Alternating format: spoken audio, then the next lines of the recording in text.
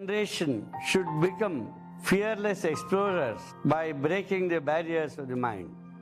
I always dreamt of a world-class facility for our children at the school level to learn, a facility that inspires our children. The search started to find the right minds for collaboration. The idea of Prayoga was very inspirational. Our brief was to design an architecture that was inspirational, that was thought-provoking, that would allow the children to enjoy some time out from the busy city schedules. Sitting at the drawing board and probing for an idea that inspires, we reached a consensus at our studio that it would be a good idea to mix architecture and the love our client has for mathematics. Nature played the perfect ally. We based our design on the Fibonacci sequence and organized our spaces on the spirals that were generated by it, around a central amphitheater that opens to the misty hillocks with a little temple atop. The intent of a design from the initial sketch was always to build with the earth and to tread lightly.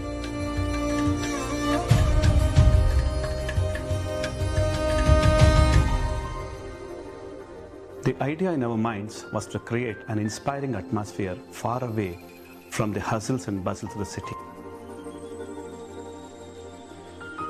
Set in a serene environment, our facility has world-class amenities and utilities in a visually captivating landscape.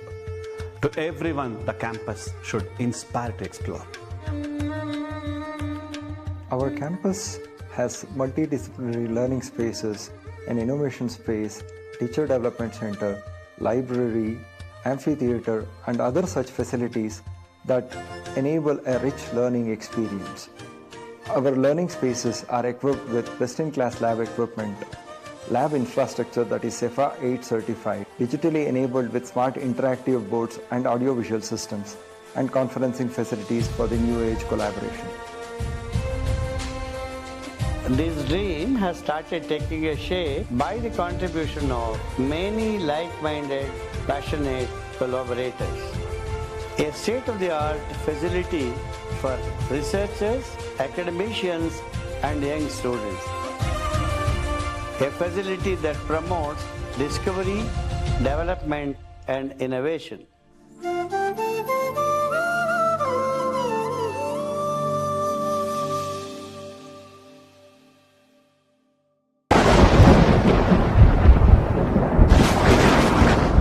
கோயிலில் துளிர்ப்பது பொய் கனவு,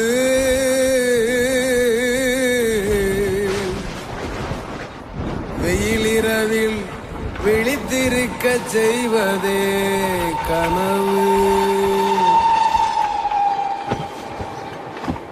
ஏலாலங்கடியோ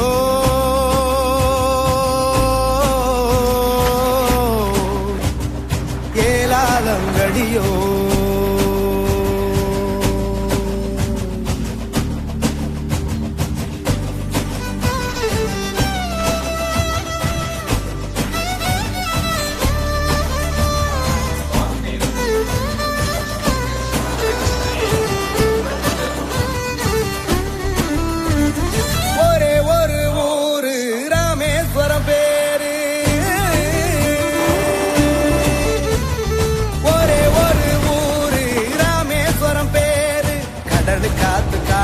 இந்த கதைய கொஞ்சம் பாரு, கதைய கொஞ்சம் பாரு. சேவல் மொழிக்கு முன்ன பிறக்குறானே கண்ண, இந்த சிறுவனோட கதைய கேடு எழுப்பிடுவண்ண, எழுப்பிடுவண்ண.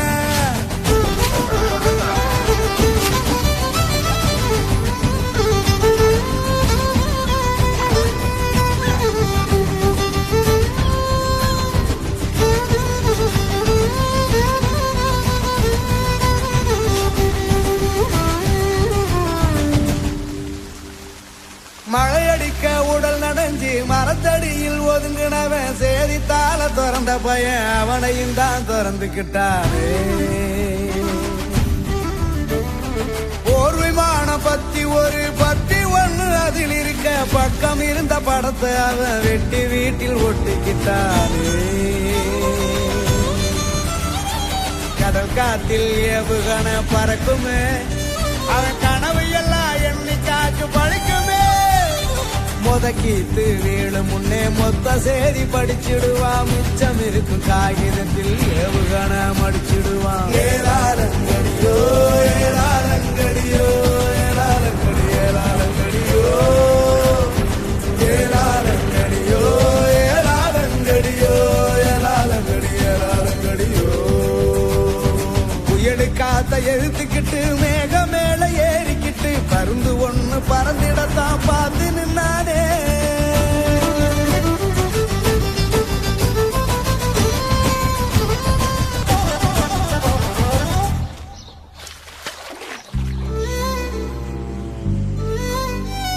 மிதிவண்டி ஏறிக்கிட்டு சூரியனே வாரது போல் விடியும் முன்ன சூரியனா வீசி போனானே.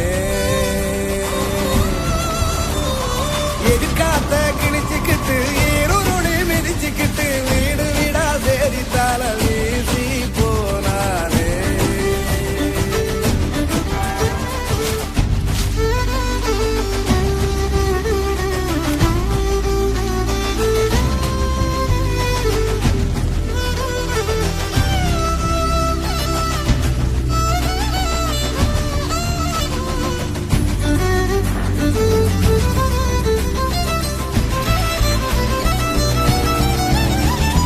சேதித்தால முதலாளா துறக்கிறதும் துறக்கிறதும் கனவுக்குள்ள கனவு கட்டி இருக்கிறதும்.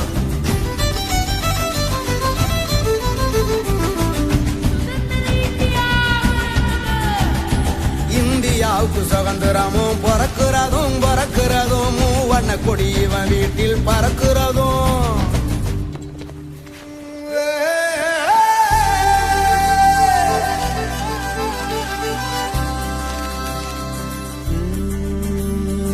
இரும்பு பறவை ஓட்டத்தான் தேர்வு ஒண்ணு எழுதுனா, இறுதி சுற்றில் தோத்துத்தான் சோகத்தில திரும்புனா.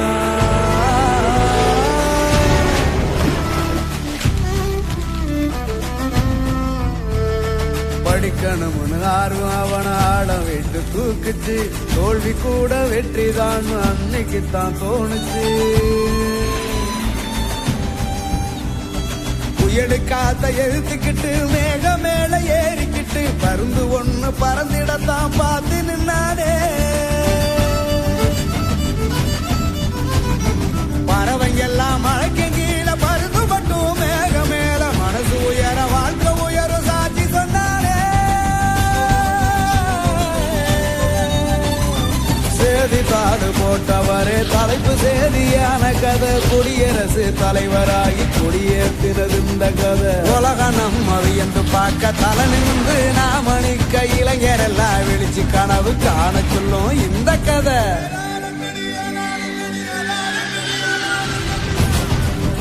குயிலில் குளிப்பது பொய் கனவு, வெயிலிரவில் விழித்திருக்க செய்வது கனவு, விழித்திருக்க செய்வதே கனவு,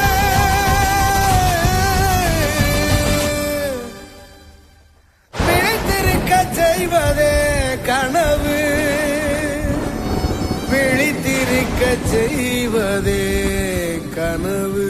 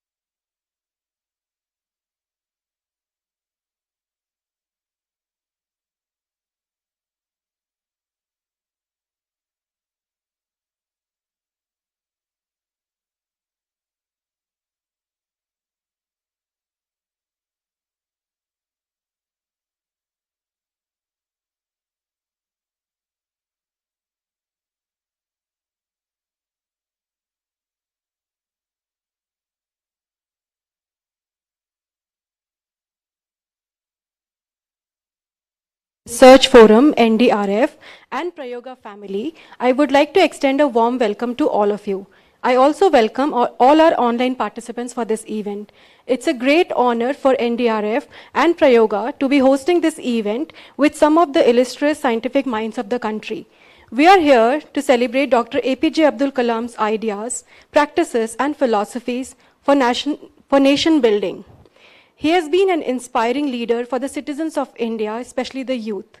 One of his quotes, which particularly moved me, was, "My message, especially to young people, is to have courage, to think differently, courage to invent, to travel the unexplored path, courage to discover the impossible, and to conquer the problems and succeed.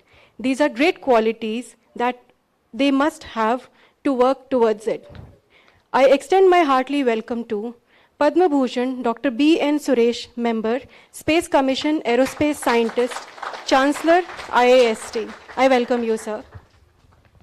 Lieutenant General Dr. Vijay Sundaram, former Project Director, IGMDP, Director DRDL, and Advisor, Micro Nano Biosystems, NDRF. I welcome you, sir. Padma Shri Dr. Prahlad Ram Rao, Advisor, S. Vyasa, Deemed University, and former Chief Controller, DRDO, and Director, DRDL. I welcome you, sir. Dr. P.S. Subramanyam, Aerospace Scientist and former Program Director, ADA, DRDO. Okay. I welcome you, sir, online. Dr. B.V.A. Rao, Adjunct Professor, NIAS, and former Chairman, NDRF, and Professor of IITM. I welcome you, sir. Dr. B.N. Raghunandan, Eminent Professor of Aerospace Engineering, IISc Bangalore. I welcome you, sir. Padma Shri Dr. A.S. Kiran Kumar, former Chairman, ISRO and Secretary, DOS, Government of India. I welcome you, sir. Dr. H.S. Nagaraj, Founding Trustee, Prayoga Institute of Education Research. I welcome you, sir, as well. I request all the dignitaries on the dais to begin the program by lighting the lamp. Please, sir. Thank you.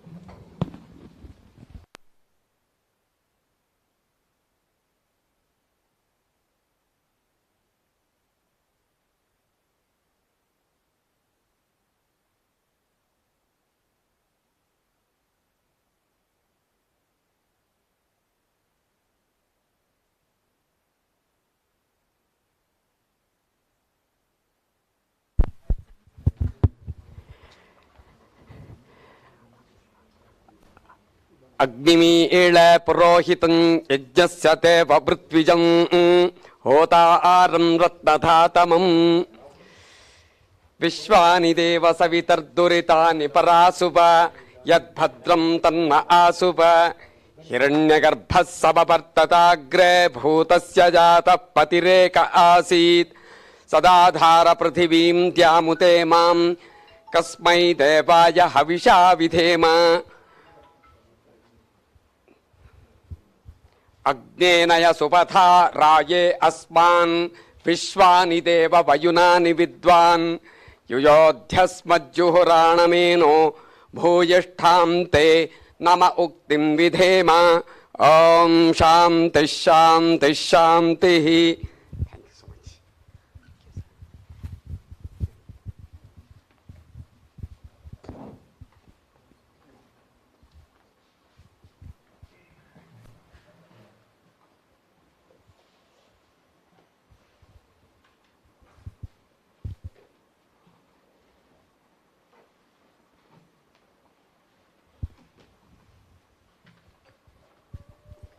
I now welcome Dr. P. Raghuttam Rao to the podium for the welcome address.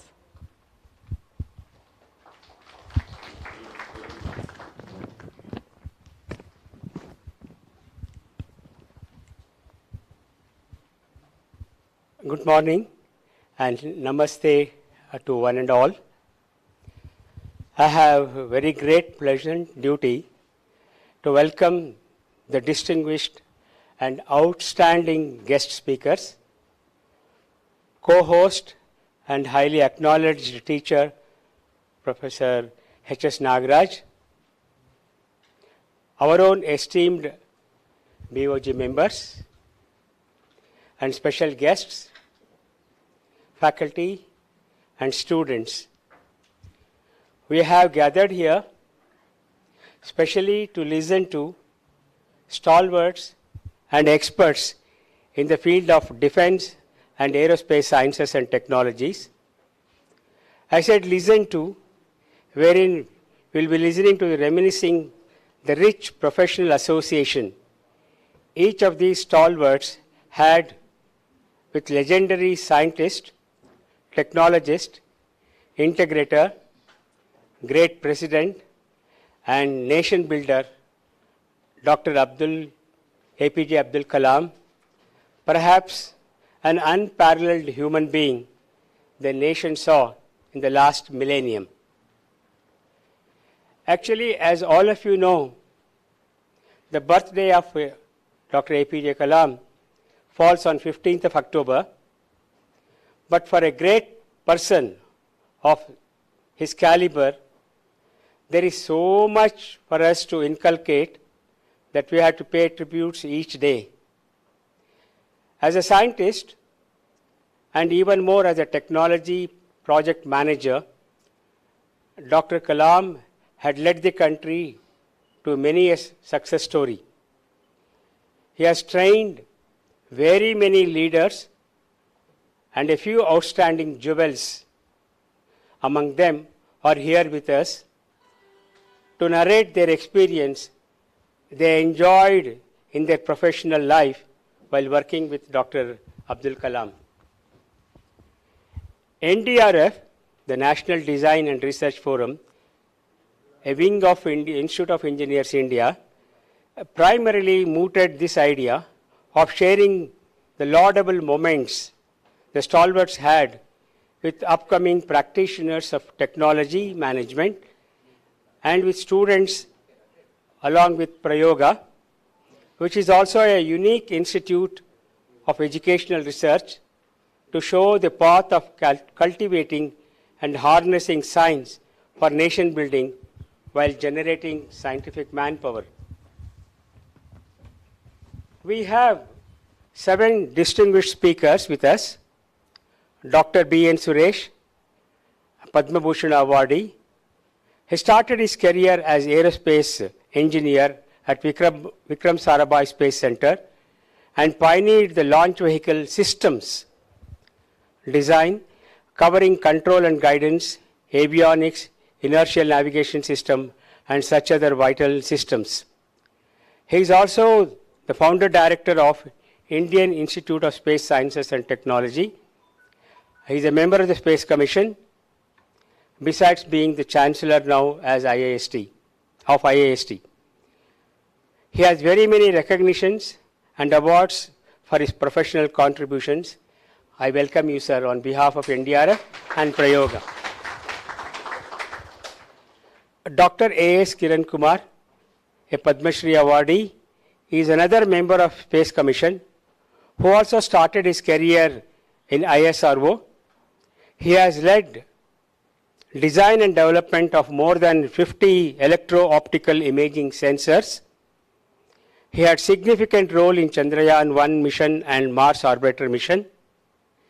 He has steered the implementation of application of all Indian space programs, and a very hearty welcome to you, sir. We have with us Lieutenant Generals Vijay Sundaram, a PVSM, AVSM, VSM, retired, who is the architect of Prithvi missile, which has entered the armed forces to defend our country. He took over from Dr. Kalam and was chairman of the Integrated Guided Missile Program. A distinguished alumnus of IISc, he was chairman of NDRF, and during that time he initiated a number of programs and a crusader for translating very many R&D efforts to production towards self-reliance. A hearty welcome to you, sir. Dr. Prahalada, yet another Padma Shri Award winner, a leader of a missile program, and he was the project director of Akash, a surface-to-air missile. He was chief controller of R&D in the defense, and he was the vice chancellor of DIIT, the only defense university, and he is presently Pro-Chancellor of Vivekananda University for Yoga, and he is a member in IISc Court, and he is a governor of IIT Guwahati. Welcome to you, sir. Professor B.N. Raghunandan is a born teacher. He graduated from IISc, he became a teacher there, and he has spent 4 decades there in that campus, serving in various capacities, and that includes Dean of Faculty of Engineering, a Chairman of Earth and Environmental Sciences Division, a Chairman of Empowered Committee for Development of the second campus of IISc at Challakere, and he is a visiting faculty in very many Ivy League universities in the world. A hearty welcome to you, sir. We have a very senior person, Dr. B.V. Rao, a very renowned academician who has served IIT Bombay, IIT Madras, VIT, Yale University, and who has won UNESCO Award for Excellence in Engineering Education, and who also authored several books in the field of vibration, acoustics, and industrial tribology. In fact, true to the initials of BVA, he is synonymous with bearings, vibrations, and acoustics. He was also the past chairman of NDRF. Very hearty welcome to you, sir. We have P.S. Subramanyam, who will be coming online to talk to you from Hyderabad. And he was program director of missiles, rather LCA, and earlier he started his career at DRDO, in DRDL at Hyderabad, wherein he had the opportunity to work with Dr. Abdul Kalam at DRDL, and later on in the LCA program also.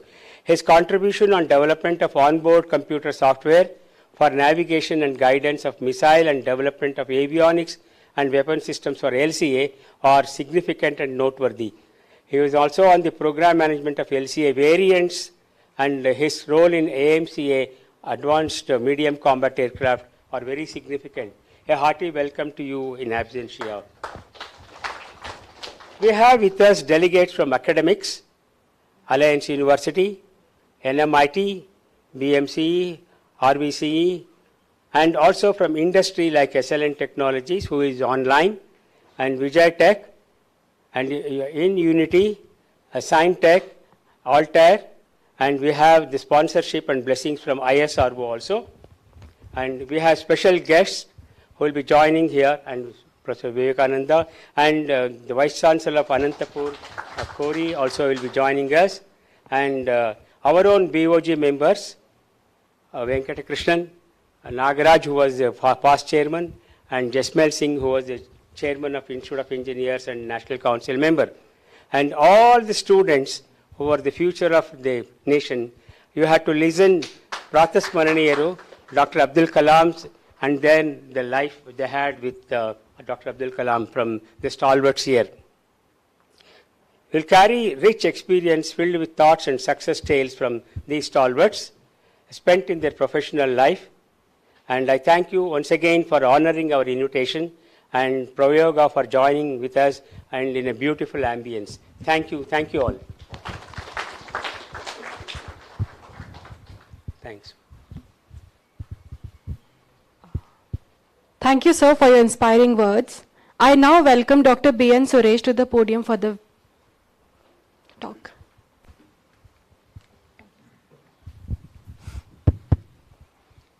Good morning to all of you. Dignitaries on the dais, invited guests, Governing Council members of NDRF, and many other participants who are participating in this program.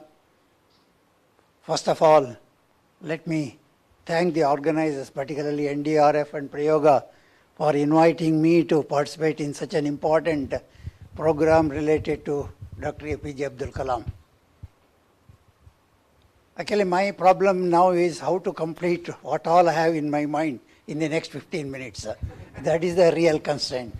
Because I joined way back in 1969, the then Space Science and Technology Center, and I had an opportunity to work with him almost 14 years, shoulder to shoulder, those younger days. We were all just out of our education and 25, 26 age group, and he was a taskmaster. He was able to sort of extract maximum work those days. But then after that he moved over to defense. But then many of you may know that when he started the program of Agni, he adopted the first stage of SLB, where I was actively involved in the development of the control systems, and our association continued in DRDL. And while coming, we were discussing with Dr. Palada, he is one person who is able to track the right person for the right problem to find the right solutions. That was the kind of person actually, a great, great personality. I would like to share just a couple of things where I experienced what I learned from him. You know, when I joined, as I mentioned already, in somewhere July 1969, myself and one of my colleagues from IIT Madras, we joined the then Space Science and Technology Center, and I was put with the Dr. S.C. Gupta, another Dayan, in control guidance, and my colleague M.N. Satyanarayana is no more with us. He was put with Dr. Kalam. Those days in Thiruvananthapuram, we didn't have any facility to travel by bus or by any vehicle. We used to go in city buses, go up to the, then get down, walk, and then go. It was first 2-3 years, it was like that. Then I bought a scooter, and then we both used to go in scooter. And I used to go to my office, drop him in Kalam's office and go. By 7:30, we used to finish work and then come down.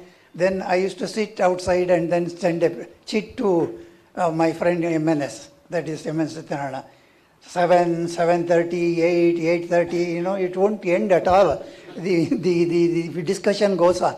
But the M.N. Satyanarayana had one good practice.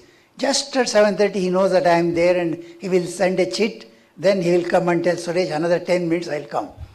This Kalam observed for 3, 4, 5 days. 6th day, to my surprise, along with Satyanarayana, he followed him. Where this guy is going? And then he said, why are you waiting here? No, sir, we have to go together and we have to reach our home. No, you should not wait here. Come inside. Why I am saying is that practice of going and sitting with our M.N. Satyanarayana, they were discussing very fiercely the composites. You know, the whole activity of composites took birth in ISRO from Kalam. I think he was the person who initiated that. You know, with that I was able to learn a great deal about composites. I think that helped me. That practice continued as long as M.N. Satyanarayana was there in Thiruvananthapuram. You know, this is how he was able to sort of absorb people, get them, and then make them learn. This is what used to happen actually. This is one thing. I'll quickly cover some of the instances where I learned a great deal of lesson. Of course, somewhere down the line, I got an opportunity to go my doctorate and then came back. You know, once you come back, you are so enthusiastic to go and tell your bosses, I have done this, I have done this, I have done this work. I did with many of our, including my boss. And of course, they all listened and very good. Now we need your service, you have to serve the organization, all that general talk. One day I went and met, he was the project director, APJ Abdul Kalam of SLV3. And I went and met him, sir, I would like to brief you. Yes, Kamala Kalam, you have come. You know, he spent 1 hour with me, listened to everything. And I did work on optimization of the control systems in Manchester. And he said, look, Suresh, I have one important. They were getting ready for the launch of SLV3 at that time. And I came back somewhere in September 78 or something like that. First launch took place in July 1979. What he told is, there is a job waiting for you. I am waiting for you to come. You know, all that he said. Then he said, all control systems of SLV3 is getting ready and we are going for launch anytime. That date was not fixed. I want you to take all the documents. Now you say you have done doctorate. Why can't you study each one of them and tell me there are any problems? I accepted because thinking that, you know, this is not a big deal. What he did is, there is one person who was project manager responsible for the control system. He invited and Janardana at that time and said, give all the documents. Janardana brought 2 trunk loads of documents, said all of them are there. First day, second day, Thursday. Then Kalam said, look, I am going to call you next Saturday, okay? You should complete your study and then come back. You know, when this kind of task given, it's not the work. It is the sort of confidence that he has in you. So that made me to sit day and night and work and all that, and then came out with what exactly is involved. I made a detailed analysis. I will not get into the technical aspects of that. Indeed, he was waiting at 10 o'clock on Saturday to listen to what analysis I have done. I presented, he spent 1.5 hours. Then I thought it's over. Then next day when I come to office on Monday, he again calls through his PA, says that I have arranged a meeting with my project managers. I want you to come and present the whole of your analysis. You know, this is the kind of person Kalam is. He was able to extract things, encourage them, and allow them to sort of go and then do things. So that then I presented, of course, quite a few things they observed, they made corrections. Ultimately, the first one got into problem, but again it was on July 1980, I think, Kalam, under the stewardship of Kalam, first SLV3 was launched and we joined the elite club of 6 other nations. You know, this is something terribly important thing happened. Of course, there are many such incidents, but one I would like to quote again is when I was participating in the Agni because I mentioned that we were supplying the system, and in Balasur range this activity was going on, and myself, Rajaram, some 4 or 5 senior people, we were invited to participate in the launch. During the countdown operations, we were all sitting in Balasur, chit-chatting in one of the rooms. We were all, you know, cutting jokes and enjoying things, and as usual, when youngsters, they sit together, they talk on many things. But then Kalam entered, and we immediately stood up, and then he entered. Oh, you guys, you are all enjoying. You know, that is how you buddies, you are all sort of discussing. Then straight away he asked one question. I say, so many people, 5, 6 people. Then can you please tell me that how many system engineers are there in DRDO and ISRO? I have 10 fingers. Let us count. Honestly, we could not reach 10. Whatever best we have in, I know these are all somewhere in 80, 84 or 85 time frame. Then the discussion he initiated. You know, what I want to say is, there was no idle time or idle, always he will utilize whatever time available for the best use of improving the system, bringing out people. At the end of the discussion, the outcome is that he, you know, I was the president of the System Society of India. He knew that. He said, Suresh, now I have a job for you. And you organize 2 weeks intensive course on system engineering. Okay, you do that. Will you do it? You know, this is the typical style that he would say. And we agreed. And maybe in another 2 months, we organized a big systems engineering course in DRDL, Hyderabad, along with the DRDO. I think he was also there, part of that. And I think it was well taken, and we got a person like Kota, then Professor Sudhakar from IIT Bombay. All of them, they came. I think Vijay Sundaram knows that we really took it in a big way and organized it. You know, how he was able to think, there was no formal discussion, formal initiative, just the spare time that was available there. That's what happened actually. Maybe I will just quote 2 more instances before I close, because I am sure that we are running out of time. This is something to highlight the humanitarian aspects of Kalam. When he was president, of course, so many incidents happened. Our association continued till his end in various forms, because he became the chancellor of IAST and at the fag end, and when he was chancellor only he died. But this was when he was president, and you know that it was July 1980 was the SLV3 launch, and 2005 I was the director of Vikram Sarabhai Space Center, and 25 years Silver Jubilee we should celebrate, and Madhav Nair was the chairman, and we invited him. Everything happened. He jumped at it. Yes, I have to be there. I will spend whatever time you want. That is a great event. I had to be part of that. All that happened, and we proceeded. Just about 1 week back, I get a call from President's office. Then says, Kalam wants to talk to you. I was a little surprised of all that, you know, President directly calling over telephone. Then he says, Suresh, I want some help from you. Sir, what are you telling help from? You tell what you want, we will certainly do it. You know, SLV3, there were about 23 people of different kinds, including stenos and all that. The attenders, stenos, the project engineers, deputy project director. I want to meet all of them for 1 hour. Can you organize that? This was the first question. Okay, fine. I said, all right, no problem. But the next question he asked, There used to be one person who used to fend his chappal. He never used to wear anything other than chappal. And the same thing, he doesn't have time to go and buy a new one because always busy with several activities, he will get it mended with that. And his name is Krishna Nair. I want to talk to that guy, but 1:1, can you organize? Can you locate him and bring him? We did that. And when this meeting was organized among so many meetings, one meeting he met all. To my surprise, he greeted each one of them by name.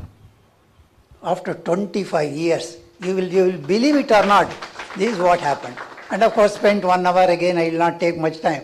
But what was more touching was, in that meeting of all SLV3 guys, I think we were sort of asked to, myself and Madan Nair, we were part of the meeting. But when it came to Krishna Nair, he said, Suresh, you sit outside putting a chair.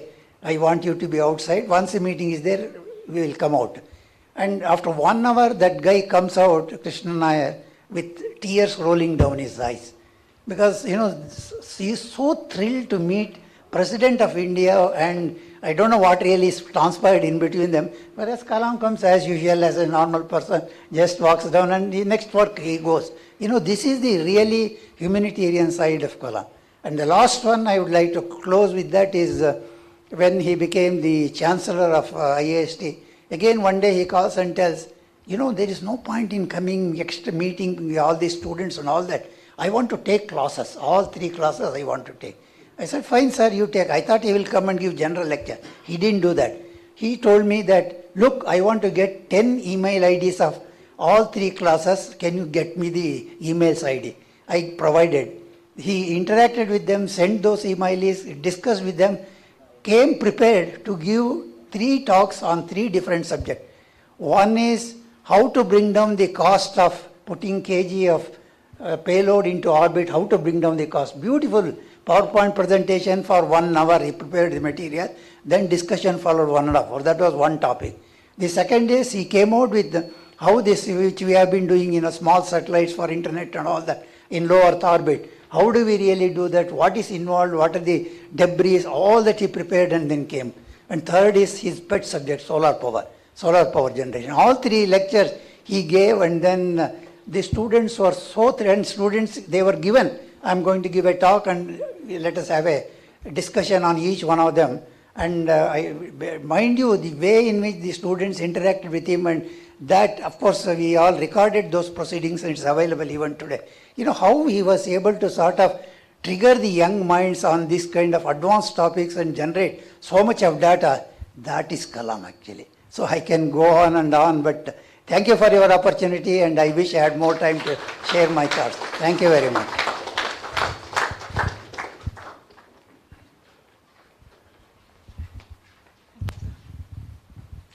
Thank you, sir, for moving anecdotes about Dr. Kalam. Now I welcome Dr. A.S. Kiran Kumar to the podium to address the gathering.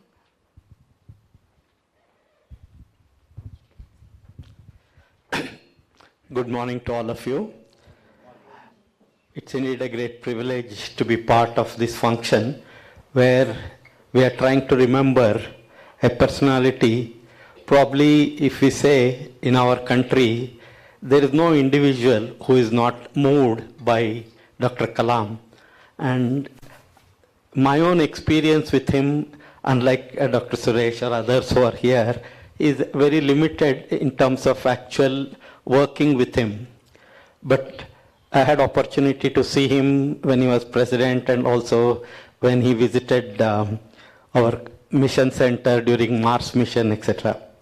But more than any of the scientific or technology activities, I would like to touch upon a very different aspect of his life, which I came to know more because one of the books what he had written, Transcendence, my experiences with Pramukhanand Maharaj, where he accepted for his spiritual guru a person from Swaminarayan group. Now why I am touching this topic is, today as individuals when we live, whether we talk of science, technology or growth in society, we in some way try to separate our existence into different aspects. but every individual, when he is experiencing his life, he has to look at it in totality. And Dr. Kalam, when he looked at beyond the work, what he did right from the early days of his childhood, the kind of experience he had with his parents or his father, who was also a friend of two other significant religious community people. In all his life, he saw, I would think, life in its complete aspect. And in Transcendence, he has written about his own experience of what life is and what life should mean. And when he actually interacted with Pramukhanand Maharaj, he says, it was his inspiration which made me interact with more than 1 crore children across the country, because the task set to him was inspire this generation of India to take India forward and go beyond where we are at that point of time. And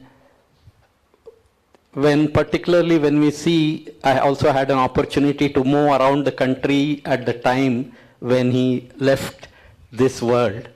And at that time, you could see spontaneous response of people from practically all aspects of life.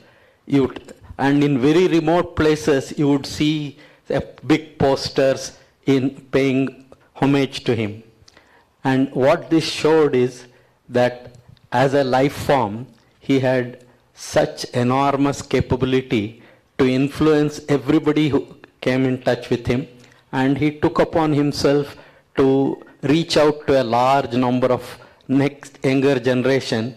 And like Dr. Suresh said, in a very simple manner, in a manner in which he would make you repeat what he wants to say. And even actually there were a big, when he was president, he attended a program with Shri Ravi Shankar, where almost maybe 1 million people had got together.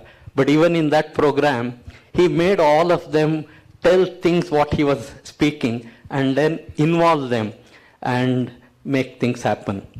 So actually, his own experience he has recounted in that book, Transcendence. What we need to understand today is that today technology has brought so many things to facilitate our day-to-day life. But then this technology has both positive aspects and negative aspects.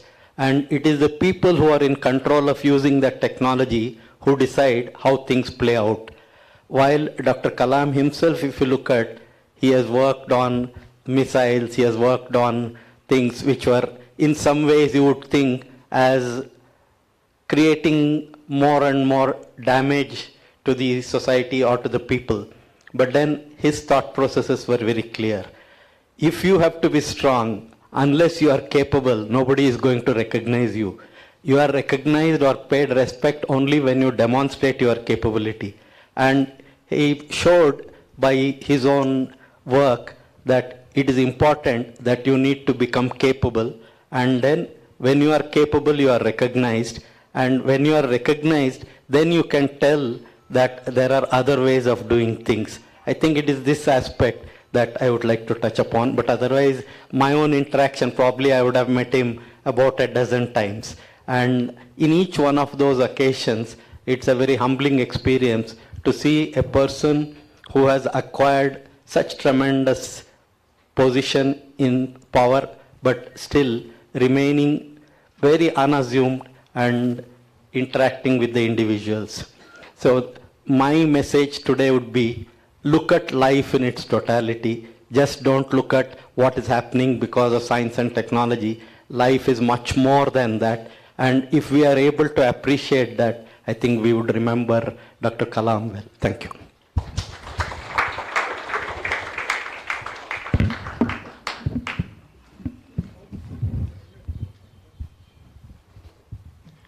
Thank you, sir, for bringing us little more closer to Dr. Kalam.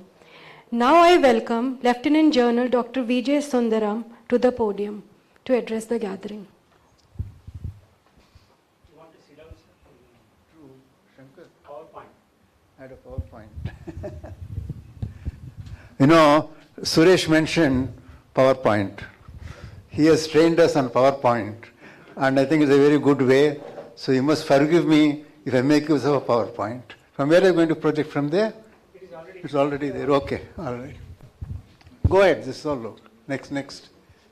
Okay, I want to say this. Again, his sayings was, you must dream. Fine, you dream. And then you have to work it hard to make it come realize. That he always insisted. Please dream, go ahead, dream, okay. But you have to work hard if you're going to realize it. This is something which, how many of you heard of Diana Hayden? She was one of our these things. She said, I always dreamt of going to being a person, but didn't realize how much work it involved. She left her parents in higher secondary, went to Bombay, but then she won the title she won. So that is, in a way, Dr. Kalam at one end, Diana Hayden at the other end, both had the same principles if you want to succeed.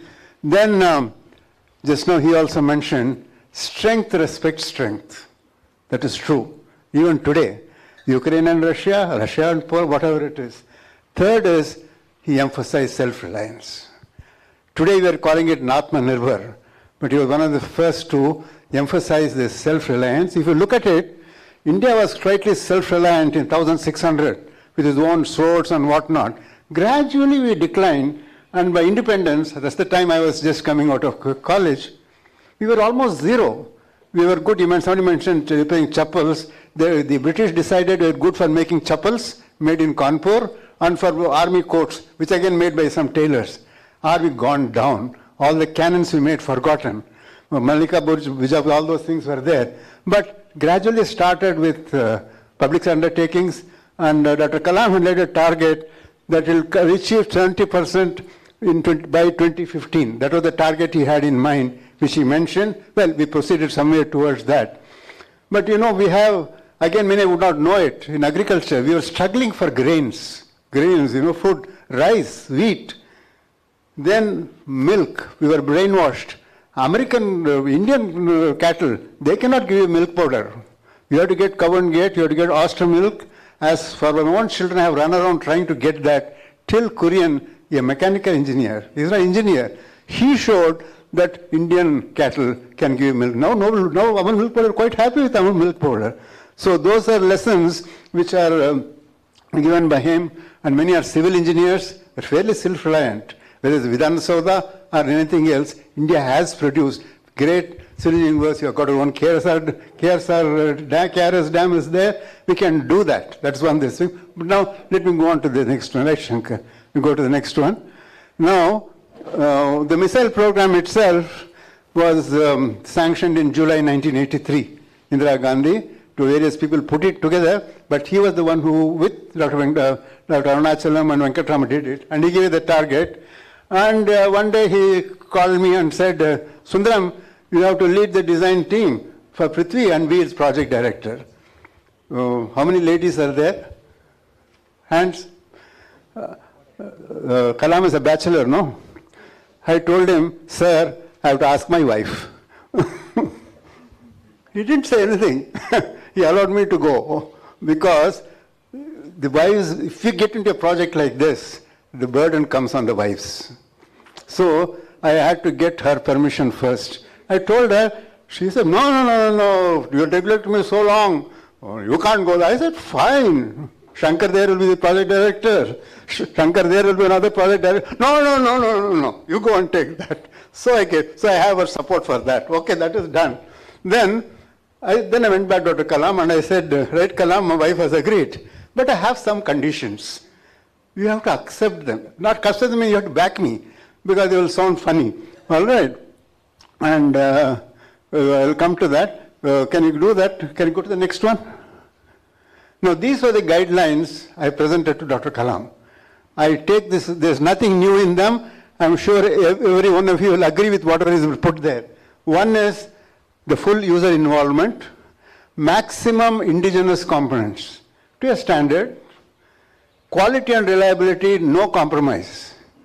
Rules and regulations I will follow, no deviation. He mentioned system engineering and concurrency I will follow. I will encourage experiments, experiential learning you talked about, tolerate mistakes, fine. But please don't hide it. Don't put it under the carpet. Come and tell me, I made a mistake, no problem. But if you hide them, I will take them to task.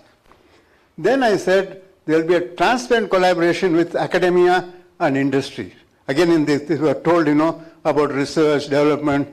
That collaboration has to be transparent. And in fact, one of the questions they asked is, oh, the user will be, I told him, I want the user sitting in my office. What? The user will know everything. I want him to know everything. Same way, I will know everything of what he wants. So that transparency should be there, first with the user, and then with the development agency and the industry and academia, which was to be done. Then I told them, I will give you realistic times, cost, and manpower. So, Dr. Kalam, you have to back me on this, because people will not have the patience to do this. After all of this thing, he said, Sundaram, what is this, all this? Nobody said it should be all indigenous systems. Dr. Kalam, you have been in space now. Actually, we have followed similar trajectories. BSc, then engineering, then we became engineers the same year, 1957. Both of us joined MOD. I joined Army, he joined DRDO. It was much later, only in 1972, that we met for the first time when I was PD of SLV3, and I had gone to ISRO. Suresh was also there to use their IBM 360 to do my calculations on the integrity of a salt propellant rocket. So I said, then he said, okay, you're a funny guy, Sundaram. You're asking for so many things. Dr. Kalam, is anything wrong? No, it is wrong, it's all correct. But can you implement it? That's the question. Can you implement it? You can see the advice given. I said production will be blocked. Sanctions will come. Nothing has come in 83, but I'm saying it will come. And we have to be prepared for that. And I've been in defense already for 25 years, 57, now it is 83. And I know how many times foreign countries have blocked us, whether it is America or Russia or UK. I don't want to go into those instances. I've gone through that. I've made roads in Pakistan border, made in China border, of vehicles, space not acquired, this thing not acquired. You're stuck. So it has to be indigenous. All right. Everybody said, not only Dr. Kalam, later on also when they did this, Sundaram, say it only appear in concept. Your project will not take off. Your first project will definitely fail. Listen, I don't pass it on to my team. You see, my team has agreed to back me. You see, just as the team backed Dr. Kalam for the SLV3, he knows that his team backed Kalam. Like that, my team backed me for Prithvi. Saraswat was the TBD. Other project also backed. Prahlada has backed me when I went for trial. He is leading another project, but he comes and backed me. We'll all join together and then get on to a common purpose. This is what happened. All right, next. All right. Then I said I'm going concurrent. That is, concept, design, testing. I'll start production during design. Normally they say production will start after you've shown proved your concept by a flight. I said no, I will start it during design. Development, I'll bring in the survey army with me. During development, they will be with me. These are all not done. You first prove it, then they will all come. Doesn't work.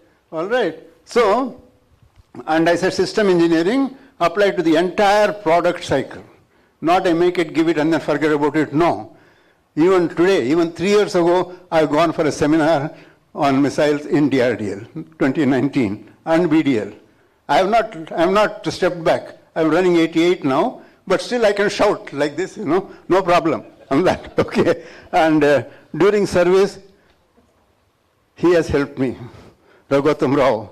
They said, aluminium, India mein nahi banega saab, ab France se mangwaiye, Canada se mangwaiye.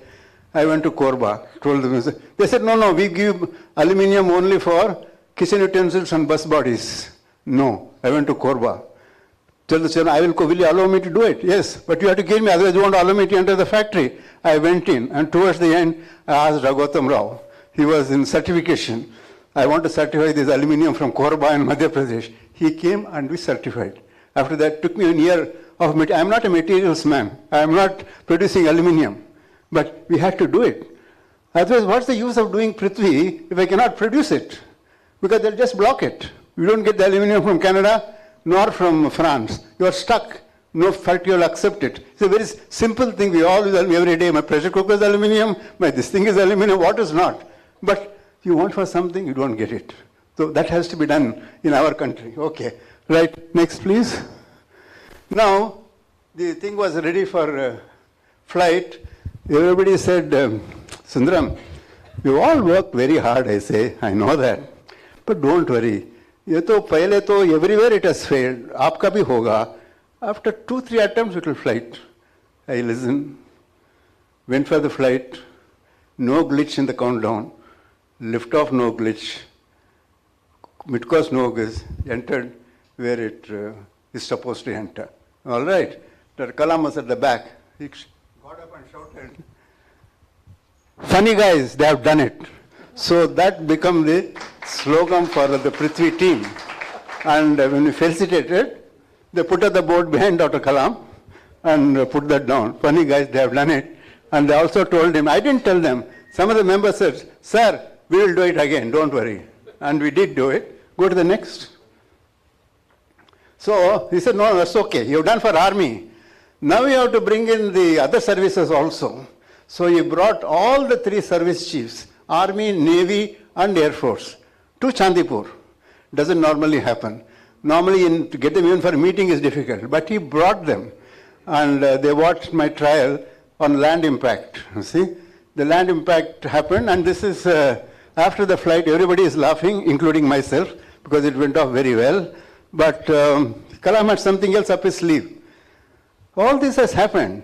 What about the families? All these years you have been working day and night. What happened to the families? So we can't forget them. Next.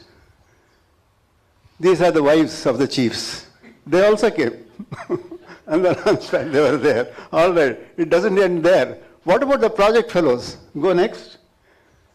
He wrote a poem in Tamil, praising the wives, what their support is. And we had a function like this. He came there and gave it to a lady, recited it to her, and said, now you translate for the rest of the audience. You know, he did not know Hindi. I don't know how many of you know. Dr. Kalam did not know Hindi. He was a Tamilian, pure and simple. English next, okay. And the lady to whom he gave is my wife, Nalini. So she had to translate, and now I have a task to they are asking me, where is the poem Dr. Kalam wrote? I don't know, it's in my old house in Richmond Circle somewhere. I don't know where it is. It must go, it's supposed to go to Ramesh. Where I don't know. When after another 2 years maybe, I'll do that. Next. Then we did give it to all the 3 services, strategic forces, and also ballistic missile defense. That also we gave. All these Prithvis were used. It looks a little strange, but all this happened over a period of about 20 years, which was done. Okay. Then the range had to be increased 150 to 350. We did that because it is ours, our design. We can do what we want. Not that you have to get permission from France or UK or USA. Even if you want to give it to somebody else, they have to clear. But all that didn't happen. People like Srinivas KVC was in DRDL. Prayoga is DRDL. So many of us here from DRDL are there. Okay, next. Now, that was over. Missile done. I hand over to continual director DRDL, various things. But you must remember, I first started my work digging roads. My first job after engineering was to dig roads in the Himalayas. And I used to lose vehicles, I used to lose people. My job was to recover those vehicles or people, and I couldn't do it. Can't some bird or something go there and tell me if that fellow is alive or dead? I had no technology. But when I run missiles, we had the technology of miniaturization. You know. So I said it can be done now. So after I had left DRDL, in fact in my farewell at DRDL, I said we'll make mini and micro drones. That was in 97.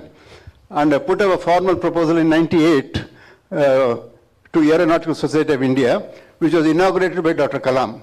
Can you go to the next one? You can see everybody is laughing. Can you see? That is the Aero Society meeting. Everybody is laughing, and they all decided General has now gone pagal. You see? Everyone is wrong. I'm wrong. I didn't say everyone. Go next. Little bit. No, okay. Somehow it got missed. Everybody said General's gone pagal, except Dr. Kalam. We said, ER&DB will support you. Okay, put up your full program. So this was the, get back. And this was the full program I put up in 1998. All right. In that, I don't know whether you will see somewhere, we have got here, swarm control. That is slated for 2015. By then you should have. Today you know what's happening in Turkey's swarms attacking other arms. It's become a major weapon. But at that time I was looking for help in disasters, Never bring in army.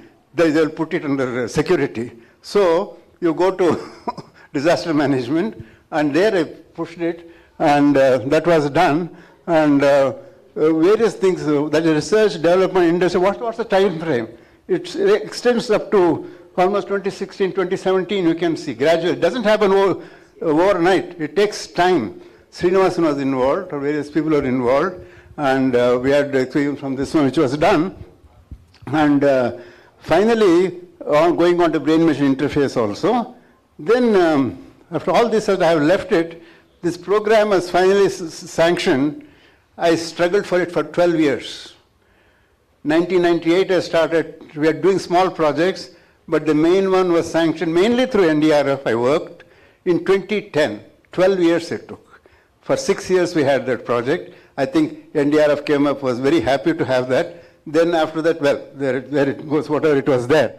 But at the end of it, whenever the army used to put up some tenders, we want a drone now, some Indian company will get it, from Bangalore, from Hyderabad. They got fed up. Damn these Indian fellows. I will for a global tender. They put a global tender. America, Europe, UK, everybody. And who won the global tender? An Indian company. Small startup called Idea Forge from IIT Bombay. How many of you have seen Three Idiots? Nobody? Okay. You've seen that quad rotor going? You've seen that quad rotor going? That was made by those fellows. That is, so those are the two that started a company. It's called Idea Forge. They won the tender. Who was second? Larsen and Toubro. Huge company. Whom I also had requested when I was coming back from Mission Bay of Bengal, rang up the Bombay office and said, Mr. Patil, why don't you make some drones? Karenge, they did it. So they won it, but it's still going on. The struggle is still going on. Now, industry didn't take it up, really. HCL didn't take it up. Again, we are surrendering to China. No, India is not able to make. Who prevented us from making it? We had 12 years to catch that damn thing. We didn't do it. Now we want to get from China, we want to get from here, get from there. See what's happening now in warfare. Though I didn't in warfare, but it was used in floods in Uttarakhand, in Madras, Mainji, all those things, those drones were used. Okay, next please. Then, that was in, okay, now it is 2007. Dr. Kalam is now president, you see. He mentioned about this thing. So, I was not here when he became president. When it was over, I called on him. Then he said, we had a meeting, and then said, Sundaram, let's have lunch together. So I went to his room. And like today, we had breakfast, we had upma and this thing and all. We were eating, and I told the server, if you don't mind, I'll take it by hand. Okay. So Kalam on that side, I was sitting on this side. Neither of us eating. Then after about 10 seconds, Dr. Kalam says, Kaila sapdunga. How many of you are Tamil? He says, let us eat with hand. That's what we did. All right. Then when we came back, he said, Sundaram, what's on your mind now? I said, Dr. So, you see, outside I have His Excellency, Sir and all, but face to face, I only said Dr. Kalam. Okay? Because we are all graduates from the same year. That thing still works. So I said, I'm looking for rodent cyborgs for locating persons trapped in rubble during disasters, as well as locating mines and explosives like dogs. I think Suresh will accept this more control as well as sensors, and also Mr. Kiran Kumar as well, Prayoga. President said, you are getting more and more funny, but go ahead, I'm sure you'll find a way. Today, it's being done in Tanzania and Belgium. Not today, it's happened that time itself with United Nations support. And India's project is by us being taken up, I hope, by IAS and NDRF. Can we go next? The last one. You can see, you see that big one? How many have seen Bangalore Bandicoots? Any of you seen Bangalore Bandicoots? No, only 2. They're in Bangalore, huge ones. Those type of rats from France, they're being trained to locate people, locate mines, and now, and look at what they have done. It's not just like that. They're accredited against International Mine Action Standard. It is not just like that, just as Similac looks at standards, they are also looking for standards to set their rats, which is to be done. Teams of that one. And Belgium, Tanzania, I hope we can do that. I'm just thinking, because when people talk of AI and artificial intelligence, I say AI can also stand for animal intelligence. We have to use them to put them together. We've got all our sensors. We've got our things done. Rats have all of them in miniature. They can go into holes. So use them. Many of you are young. I hope you'll bring in this rodent cyborg into faction and something which can be done. I can tell you it can be done. And it will benefit India and all poor countries quite a bit. Maybe Prayoga can also think about it. Thank you very much.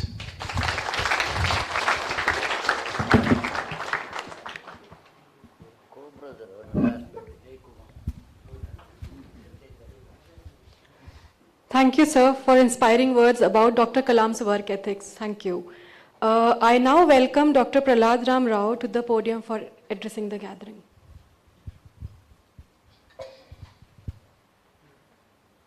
PPT? Who is operating?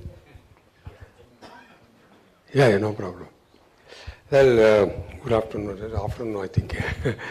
So it's nice to remember Dr. Kalam. As what Suresh told, you need a whole day to talk about him. But I thought I will briefly bring out how Dr. Kalam is various aspects of Dr. Kalam. I try to put all his, my experiences with him.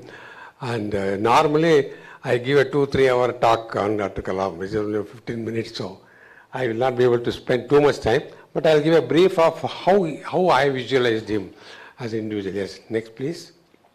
So he's, I call him a versatile man. He's a human being. You have heard many stories. Industry man. He's one who brought Indian private industry to the front line. Without Kalam, we would not have come here. We would not have reliance on Tatas and all. He's the one who brought the industry to the forefront in India. Now in defense, fantastic. In space also, in the industry doing fantastic. And he believed academy. Everybody said, what the professor can do, he can only write papers. He said, no, he will give you ideas. He is the one who believed. And he literally knew every professor in every college in the country. You tell him any college in Trivandrum, any college in Bathinda, he will tell you he is the fellow. So he believed the academy. He is an author, like you already heard. He's a poet. He has written poems. He has written books. And he is very strangely, his first book, he remembers all of us. And we never thought he will complete the book. But with all his time, he was able to write a book, edit it, and get it published. And he's a professor. See, you ask him, what do you want to become, Kalam? He says, I want to become a professor. That is my dream. He says, after he came out as a president, he became a professor, went to Chennai and became a professor. And then poet, I told, he's a strategic thinker. He's the one who thought many things for defense, for space, who probably nobody would dared to think. You know, he built an island for testing the missiles. He built in the desert. He brought testing facilities, fantastic. He's a friend. I like Dr. Kalam, you know, Kalam, Sundaram, all of us. And we have known him more as a friend rather than as a boss. If you tell you are a boss, he says, no, I am not your boss. Your boss is your project. I am not your boss. Then, of course, role model for children. He said 1 crore, just now he told 1 crore children. And children love him. I don't know why. I used to get letters when I was with him in Hyderabad. Letters will come from all corners of the country. The letter addressed to Kalam, Hyderabad. That's only 2 lines. Post will come to him, just 2 lines in the letterhead, you know, normal postcard.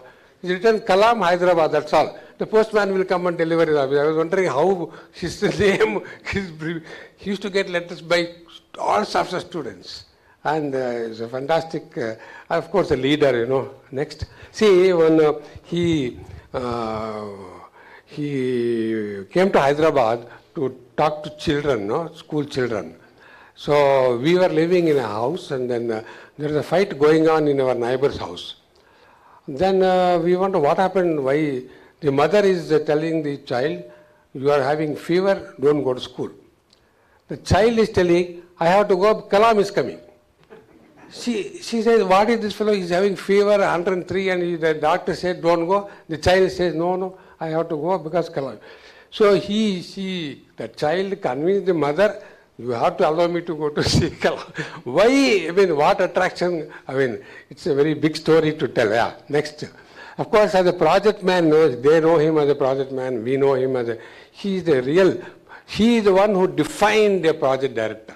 What a project director can be, should be, how he has to perform. So we all became project directors, and him, Sundaram, myself, we learned a lot how to run a project. And as a believer, I believe in you, you will succeed. When I took my project, nobody in the world believed Akash will be a success. He is the only fellow who said, no, you will get it, don't worry. Everybody made fun. How is it success? You don't have a radar, phaser radar, ramjet, kuch nahi hota. So many people have told him, Prahlad, if you take this project, if you can make only the missile work sufficient, forget about radar. But he believed. And commitment, he is the one man who is committed. Wherever, as you say, day and night, place, nothing matters. Commitment. And he is the one who believes in speed. You want to decide to say, now I want to do tomorrow, do it. Speed for administration, speed in technical decisions, speed in financial matters. The way he has got finances cleared, amazing. And I know one small story, one of our colleagues, that Hardwar Singh was having a problem with his liver. And he was supposed to have a very short life, and the doctors told he has to get a liver transplantation done. So he put up a case to the minister, please allow him to go to London, get a liver transplantation done. Minister said, let him go, no problem. He said, no, I want money from defense. He said, how can I give money for a private person to go to London and get it? Costs big money. Sir, I don't know. My man is important, I want him to live.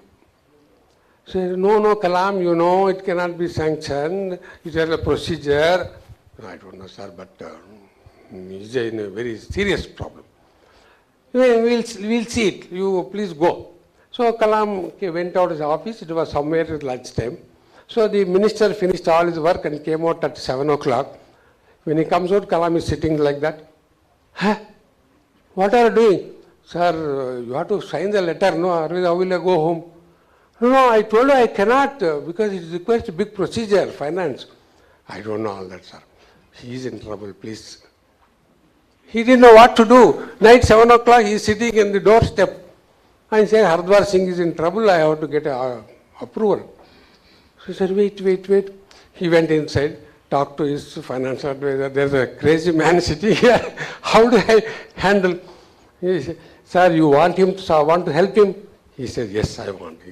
So he said, he gave a solution, which I don't know what solution. He gave a solution. Then Kalam signed approval. He came out, gave Kalam, this is the approval for your man to go to London. He got it signed just by sitting like a dharna, got it signed. He went to London. He got liver transplantation done. He lived another 20 years. He lived. Otherwise, he would have lived only probably 20 months. See, this is what he believes.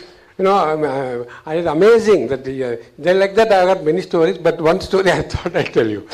Then, of course, the analysis, the way he invites people to come analyze, I was telling him, so many unrelated things he will say, you give analysis and let us find a solution. Synergy, the way he brought synergy between atomic energy, space, defense, academy, industry, nobody would have done it. He is one man who integrated India for a cause. That is one thing I see, synergy. And the experiment, he believed in experiment. Any doubt, please do an experiment, get a solution. Don't go on assuming, modeling, I agree. But finally, do an experiment. Show me it's working. Then decisions are very objective, not subjective decision. Nowadays I see more and more are subjective. Kaun kar raha hai? No, what is to be done? Let us attack. Then harness everybody's strength. There is nobody who is zero strength. He said there is nobody whom we know has zero. He has some strength. Only you have to locate that strength and harness it. Yeah, next. So he is the first project director, I told you. He is the one who integrated everybody, and he said project is the boss, not Kalam. Yeah, next. Then Kalam industry man. I told him, at least I was working with 500 industries when Kalam was the boss. And I learned literally every CEO of every company, we had a contact almost. You can ring up and say, can you help me? We used to get. So they have become development partners, prototype partners, production partners, R&D, collaborative R&D. I remember that Sundaram knows. We wanted launcher for Dhanush, that is Prithvi's naval version. So we told L&T you develop. L&T never developed a system. They were only doing only fabrication. But he said you have to develop. But they developed fantastic. L&T developed a launcher from a ship for a missile on their own. Fantastic. So development, collaborative R&D, of course cost and delivery. So you see the way he made the industry during his time, probably today industries are able to make their own aircraft, their own tank, their own gun, their own missile without waiting for any input from anybody. They can do, industries can do. Today, you have seen satellite launch vehicle, industry has done. Tomorrow they will bring internet through low altitude satellite launch vehicles, internet will come. So industry can do because we have nurtured them, grown over probably 2-3 decades. Thank you. Next. And he was a human being. I told you, the Hardwar Singh is one story. There is one Tiwari heart problem, number of children, and the way he is to take care of people. Like he told story about the cobbler story. She has number of stories. We have number of stories. And of course, he created a bird sanctuary in Balasur because he used to go very frequently. I have gone to Balasur 100 times. He made a bird sanctuary. He wrote poems there. He told me about the parrot. I will tell you the parrot story. And then he did this tent. In India, he made the first tent. That made a breakthrough. Then we started making using same composite material. Even DMRL said, let us make a tent of you. I don't import a tent. We didn't know what is a tent at that time. I don't know what tent. He made the first tent, and Artho he did. Yeah, next. And see, he's a friend. All of us know him more as a person, friend, rather than as a boss or a president or there are many stories when you go and he will say, let us have ghee with gongura. Gongura and ghee is his favorite food, rice with gongura and hot ghee. So we know him more as a friend and very, very pleasant experiences. Yeah. Then he's an author. His first book, Wings of Fire, which he wrote about all of us, how he has located us, he has made us to do good work and sharing. There are many books that what he has written. And some books I really like the simple way he can communicate. See, even when he gives a speech, I know his English is not fantastic. People, his Arunachalam, Atre, were very good orators. But the way he can communicate with simple words, direct words, nobody can do it. He can communicate with you as a person to person. He may not give oratory to impress the audience. But the person will simply attach himself to Kalam. Oh, yes, he wanted me. Like the cobbler says, Kalam knows my name. That is sufficient. Like that. And he's a great author. Yeah, next. And Kalam is a professor. And his favorite is, I want to be a professor. And he became a professor. And see, the idea is, he says, I want to do analysis. He's not a big scientist, not foreign written big scientist. But the way he used to arrive at solutions by using the people around him, he knows who are the people who can find a solution and get a solution. And he brought a lot of people from outside foreign to come and work. And at the end, he ended up with Madras University as a professor. I was very happy to say I am Professor Kalam. Yeah. And he's a poet, I know. See, there are many small poems he has written. And see, one of the climbed. And he used to give small poems whenever we meet. And one poem he liked is, he says, mother, yes, we all know. Mother, she will never laugh when you are in pain. Mother will always share your pain. There's one time mother laughs when you are in pain. Do you know where? No, where? What do you know? Other thing. He says, when the first cry of the child comes from the womb, mother smiles. Okay, next. So, think big. Don't have small dreams. Think big. Whatever he created, all this Pokhran, Island AD program, all are thinking big way. And finally he went to nuclear program, global networking, whatever he did, no small thinking. Yeah. So he's a role model for all children. He used to sing with them, ask them to sing, then show affection, talk to them, touch them. See, he will come to as a president, come on the dais, sit on the stage. Children will be there. He will tell security people, I want to go there. Security says, sir, you can't go. You are the president, you have to be. He says, no, don't worry. So he will come aside, go to the children and mix with them. Yeah, next. So as a leader, he reached out to all intellectuals. Whoever used to make fun, Kalam is not an intellectual. He reached out to him. He reached out to media. Media used to love him. Normally media people want to catch you. He reached to spiritual leaders, just to Kiran, spiritual leaders, industry leaders, political leaders. He had nobody objected to interacting with Kalam. Yeah. So the people's president welcomed by all states, demystified Rashtrapati Bhavan. We all have gone sometime or other Rashtrapati Bhavan because of Kalam. Global vibes, authenticity. So you see the characteristics of Kalam as a president. Yeah. So take away for at least people who have got a future ahead. Understand the spirit of Kalam. Consider the positive impact to the nation. What I do small may have a big impact. Take some of Sai's ideologies forward as you are young. Dream big, think big, act big, achieve big things. Don't think small things. Trust the youth. We all trusted and support them. Yeah. Next. Leadership Madras says, no, I think she was mentioning. Yeah, next. Yeah. So, he says, Indian challenges find Indian solutions for Indian market. The world will follow you.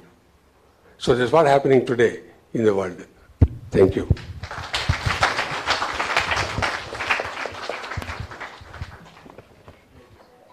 Thank you, sir, for those inspiring words, for the project man and the industry man, and also as a motivator of people and friend of all.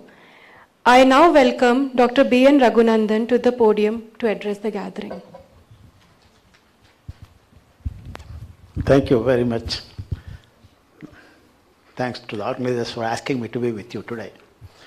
Somehow the organizers have separated the project people, ISRO and DRDO people, and the academic people this side. Raghunandan Rao is in his capacity as the NDRF chairman.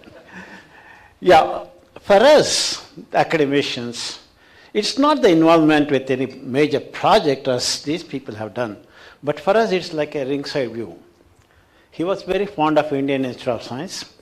He used to come and tell us, you should be like Nalanda of India. I think you have to bring back glory. That's how I think we came to know him very well.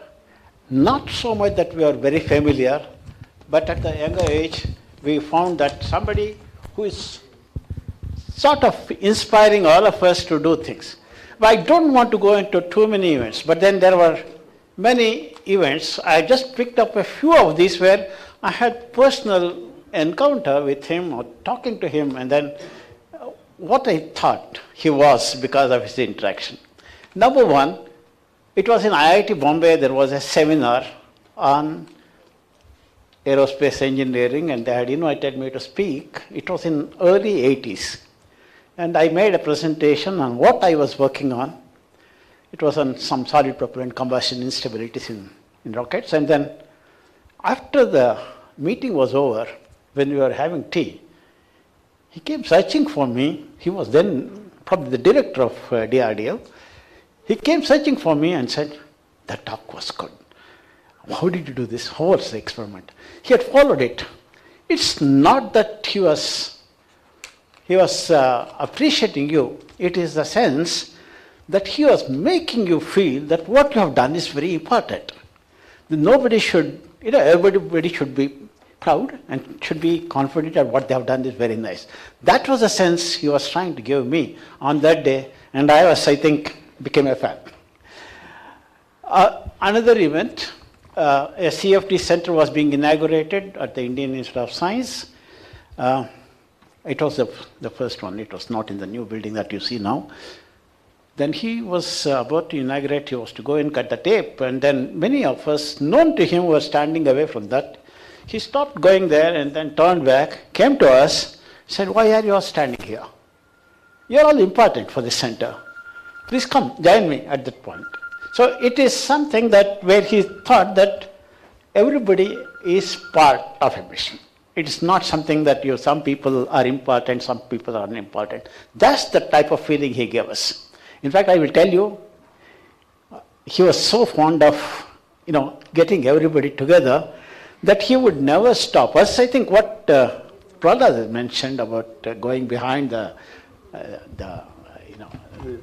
stage and then talking to all the younger people and so on. The third event I would just recall is about the fact that in DRDO Hyderabad, I don't know whether the name, I don't know whether it was the Sagarika or K2, whatever missiles you had, submarine launch, K-15. I think there was a review and we are all participating, and at the end of the review, we were all left with some doubts. And then, it was something that the meeting had ended with a little doubt, and then we all parted. We as academics, we gave back and on our own. About 3 months later, I was in Sena Bhavan trying to recruit services people to our department, and then they said that Dr. Kalam, he was then the SA2, he came and he said he wants to, they said that he's going to come and join us for lunch. At the lunch hour, again he found me there, and he remembered, that is, I'm talking of his sharp memory. And he came and told me, that problem we were discussing in Hyderabad, that has been solved. Now, what is it? I probably had forgotten about the problem, about that I participated there. There was something that he felt that not only it was just the sharp memory, it was a question of making you feel that having participated, you are entitled to have this information with you, that there is certain continuation of whatever you did. That was a sense he gave me on that particular day. And that was something, once again, you feel very important in his eyes. He visited the Aerospace Engineering Department of Indian Institute of Science as president, in his office as president. He visited the Department of Aerospace Engineering, and I happened to be the chairman of the department. We were on the podium together, and he had to speak at that point of time. And he looked at me and said, this is one event I'm sure all of you will know it. In that speech, he looked at me and said, Satish Dhawan used to have a very small office. Do you have something better these days? And I said, yes, because he recalled his interaction with Satish Dhawan with something which I think he has done it many, many times. I'm sure the ISRO people and everybody here would be knowing. He recalled how SLV-3 first flight failed and why Satish Dhawan took the, he attended the press meeting and he said, you keep away from this. Well, Kalam was the project director, and when it was successful the next time, Satish Dhawan told him, now you go to the press conference. I think he must have repeated several times. Not only that, he also talked about the fact that he had a teacher in his childhood, Subramanyam Iyer or something. He said how his talking or his teaching inspired him to take up aerospace engineering. What I'm trying to say is, he was talking about Subramanyam Iyer or any other. He says, don't forget the roots. I think that was a message. He said, you have come up because you have been supported by many, many people in your career. That was the message he was trying to say. And he was, of course, on that occasion,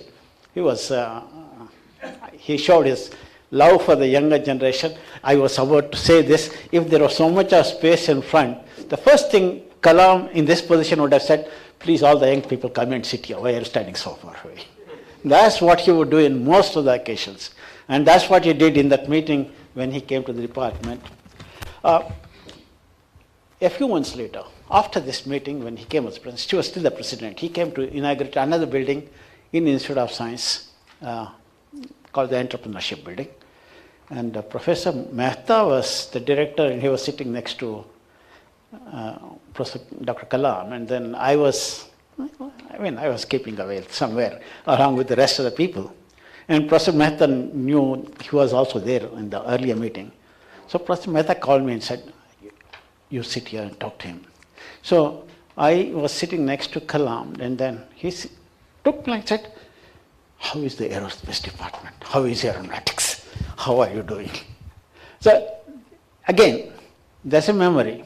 There's clear contextual talking. Everywhere he went, he would talk to the, precisely to the context. This is what he has to convey. That was very clear of him. After his presidentship, he was invited. We have, I think, must have been talked about. You may be hearing, I think, certainly Nagaraj and others know. We have a new campus at a place called Chalakere, where we have programs going on. And we had invited Dr. Kalam to come there. He visited us. He came from Bangalore airport direct to Chalakere, which is about 225 kilometers. He traveled by road, reached at about 12 midnight. Professor Balram, myself, and two others, we were all waiting for him. We had arranged for his dinner. He took dinner and said, why don't you all? So he also asked us, why don't you all? We said, we had our dinner. So he said, have at least some coffee or something. And at midnight, he was talking to us and asked, whom am I addressing tomorrow? We said, these are all the teachers who are being trained. And I said, you must tell me what I should speak, otherwise I may speak all nonsense. So we tried to brief him that nature of program, what we were trying to do and all that. And then morning, it was 12, morning, his speech was ready. By 8 a.m., he was ready. He was ready to go and speak. He went around the campus, talked to every one of them, in the sense, addressed them, went to each one of the experimental facility we had built up, asked the people with a lot of keen interest. He followed all of them. He had questions to ask on science and technology, how is it built and so on. Now, more importantly, after that we had a big gathering, and we had, of course, already a well-known personality, former president, and so he was, a few hundred people had gathered, villagers, our teachers, and so on and so forth. I was asked to I was to do a welcome speech, and I was talking, and I was just trying to tell the people about Dr. Kalam. He got up from his seat, came next to me when I was speaking. I said, "Don't say all these things. See, I'm a teacher. See, I'm a teacher." He said very, very quietly. He wanted to, as I think just now Prahlad mentioned, he was very keen to be known as a teacher. And that he asked me, and then I still remember that, but there's a photograph of that, his PA, I was very angry that he was standing next to me and I was speaking, and then that probably he thought I was not showing enough respect.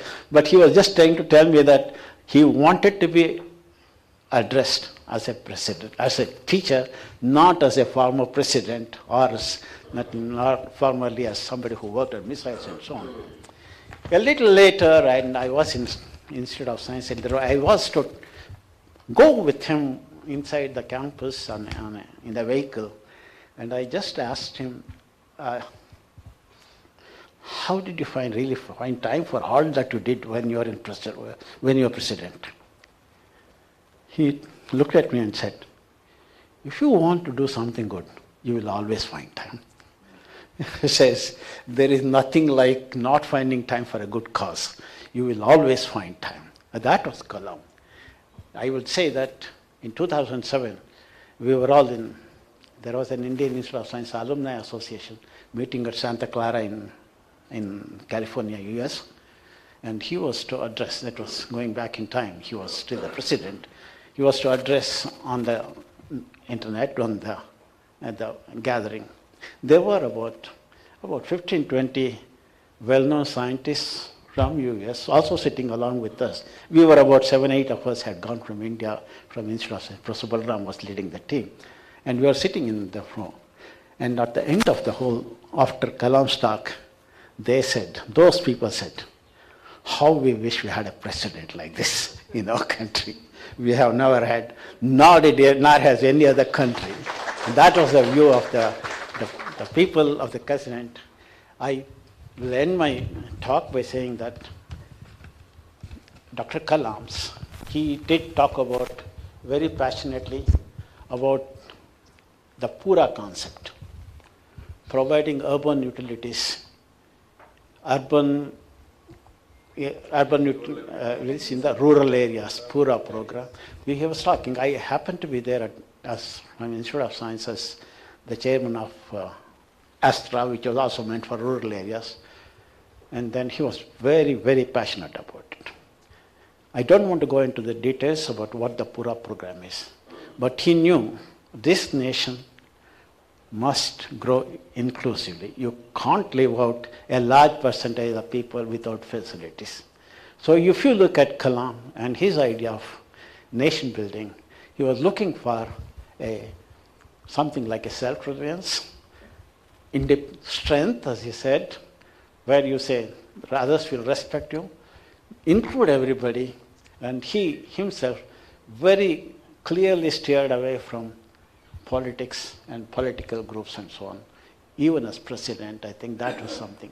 So he believed in the youngsters so much, and he thinks that teaching is important. Teachers should guide the youngsters to realize their full potential. That was the type of message. And with that, I will say thank you very much.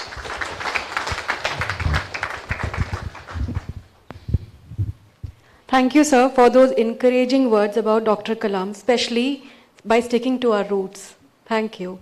I now welcome virtually Dr. P.S. Subramanyam. He'll be addressing the gathering online.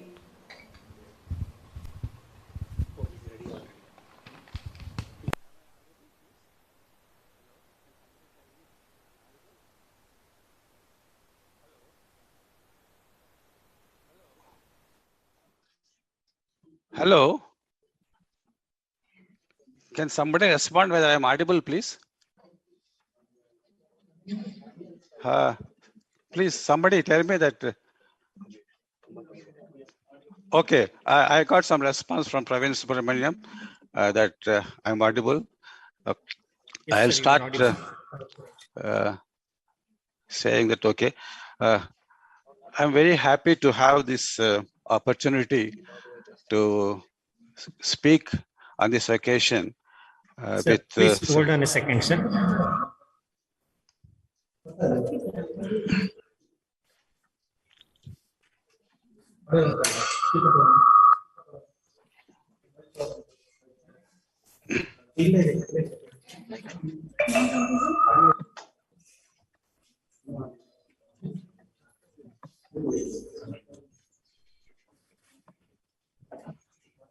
No, can you speak, sir? Am I audible now? Can I continue? Can I continue? Praveen Subramanyam.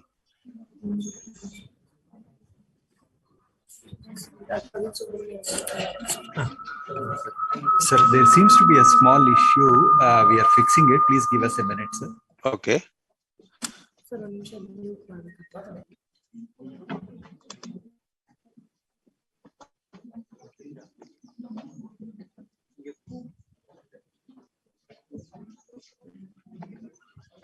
Sir, can you please go ahead?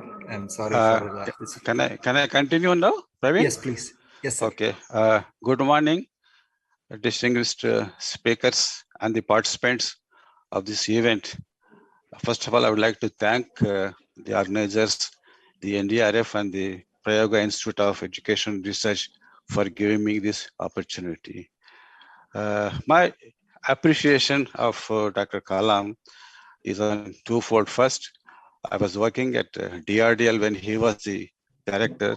Later, I was at Aeronautical Development Agency, for which he was the Director General. The first thing first, as I perceived Kalam when he joined in 1982 as director, he was a great leader and mentor. And most important thing is, he is a designer of a very good management system.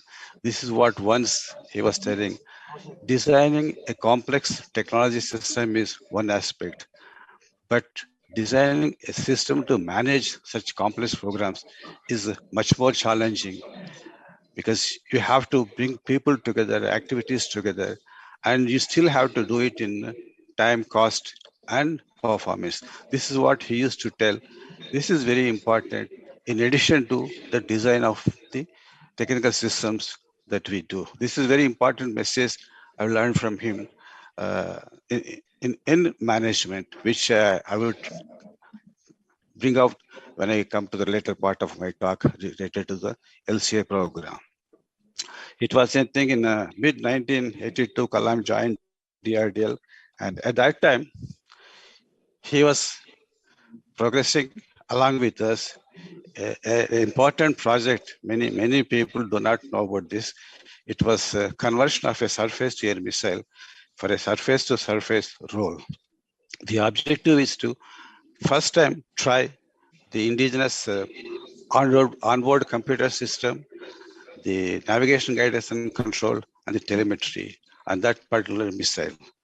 So we were a small team, and I'm sure that Prahlada knows about it, Sundaram knows about it. We were working, but he was giving us a lot of confidence that, yes, though first time you are doing this kind of thing, don't hesitate, that you will definitely succeed in doing this. This is what he used to encourage, and that was a very good encouragement at that time when I was just a junior scientist. Now, one thing which I learned at that time is the team spirit. He used to say that as a team, all of you share the information. He used to say that if somebody doesn't know the correct thing about a particular system, it may lead to failure. So he used to say that there's nothing like individual failure. It is the team failure or team success.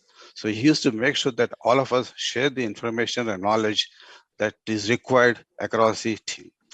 Another thing which somebody has already said, that he used to find out the capabilities of each person in the team and made sure that they all contribute with that particular expertise. This is very important. There's nobody in the team who is not required, who is let us say redundant. Everybody has to find out, okay, what are the capabilities, and then make sure that it is to be done. The another thing that I learned at that place is mentoring the youngsters. Even in a big meeting, all the youngsters are given the opportunity to speak their views. And many a time he used to say that, look, what this boy is telling, this guy is telling is right. Now let us take it seriously and then implement it. So that was how he has mentored. Okay, and to be a little more humorous, after Kalam left DRDL, probably after he left the DRDO also, so many people were managing many laboratories in DRDO who are from the Kalam school or the DRDL RCA school. This is how he has mentored so many people. And all these people, at certain stage, some stage or other, they have become the leaders of different laboratories in different technology challenging programs. And one important thing that I would like to share as my experience on the missile development or the DRDL, say, as I said, we had a program to demonstrate certain important technologies on the surface missile. That's the first one I think we ever tried in India. A new technology of onboard computational systems, software development, and guidance, navigation, control, etc. We did go for the trial, and we launched the missile. It performed well for certain time. After that, it misbehaved. Okay, but this is where I would like to say, what is the failure management that Kalam has taught to us? The first thing that he said is, okay, boys and girls, whatever it is, we are 90% success. Okay, our experiment was to demonstrate certain technologies, and I'm sure that we have demonstrated almost 90%. The first time, an onboard computer and a missile, the guidance, navigation, control, the telemetry, all these things were success. What I would like to convey is, he made sure that, okay, we don't get disheartened, and conveyed a message to the rest of the country also that it was an experimental flight, and the flight has successfully demonstrated new technologies which are required for the future missile programs. And these are the technologies which eventually went into all the missile programs like Prithvi. I'm sure Daniel Sundaram will appreciate that. Also, Kash, which Prahlad was hitting. And this is where I see that, okay, when you get into a failure, okay, analyze the failure. And one thing is, failure is the stepping stone for the success. And when we analyze the failures, we have learned so much about that particular system, which normally we wouldn't have understood or appreciated. That's how we used to say that never get disheartened by a failure. Failure is the stepping stone, and you will learn much more about a system when the failures occur. And I'm very sure that subsequently the missile programs went on. There were failures here and there, but the first Prithvi, as General Sundaram said, was successful, wherein the knowledge that we have gained from the surface missile, that 45 kilometers one, has helped us. This is very important. The failure management and group team spirits. This is what I have learned when I was there with Dr. Kalam up to 1987. Then eventually I moved on to the Aeronautical Development Agency. Most of the people know Dr. Kalam as a missile man, but I would see him as the fighter aircraft man. When he took over, the LCA program was in kind of trouble. We were not having adequate funds, and things were not happening at the pace at which it is required. And he took reviews of what is the state of affairs. The first thing that he did was to take up the case of funding approval. He asked us to prepare the papers for the government approval, what we call at that time the Cabinet Committee for Political Affairs. Then what he realized was, at that time, we were asking a lot of foreign exchange to support that program, thinking that we'll have some collaboration with the foreign aircraft industry and move the program faster. But this is where I think Kalam made his very important decision. He said, let's not worry about full-fledged foreign consultancy for the fighter program, which will increase the foreign exchange cost. And at that time, the government was having a foreign exchange crunch. He said, we'll revamp the whole program to see that many things that we do it indigenously. And he also said, yes, it may take a little more time, but indigenously developing is something very important. And I'll just reiterate what General Sundaram said. Kalam is one person who always promoted and suggested that we should do as many things as possible indigenously and develop the technologies ourselves, which will give us the required strength for the future programs. And also, there's very, very important contribution from Dr. Kalam in the LCA program is there's a big discussion whether we will make this light combat aircraft with the existing technologies, which at that time were known as second or third generation, or we'll make the aircraft which is contemporary and fourth generation. And many people have expressed it will take longer time, probably we will not succeed in time and cost. But Kalam said, you don't worry about that. All the subsystems of the LCA program, you make sure that they will be indigenous. So this is very important. Today, LCA is there where it is because of that particular edition. And then he specifically organized some reviews to make sure that, okay, we'll have the national teams for the challenges of making a composite wing and the flight control system where the control laws were very important. He formed for these things national teams, collecting, salvaging the, consolidating the strengths of all the organizations in the country. He made sure that national teams are formed, and the national teams have worked on the wing development, the controller development, and the National Flight Test Center was formed to see that we will be able to test the aircraft efficiently. This is where the concept of getting the support from all the available sources in the country and making national teams. This was a very important step, and that has led to the achievement of today. We have the aircraft with composite structures and indigenous flight control system, and then the National Flight Test Center, which has learned how to test the aircraft and make sure that the required information is available for making any further corrections.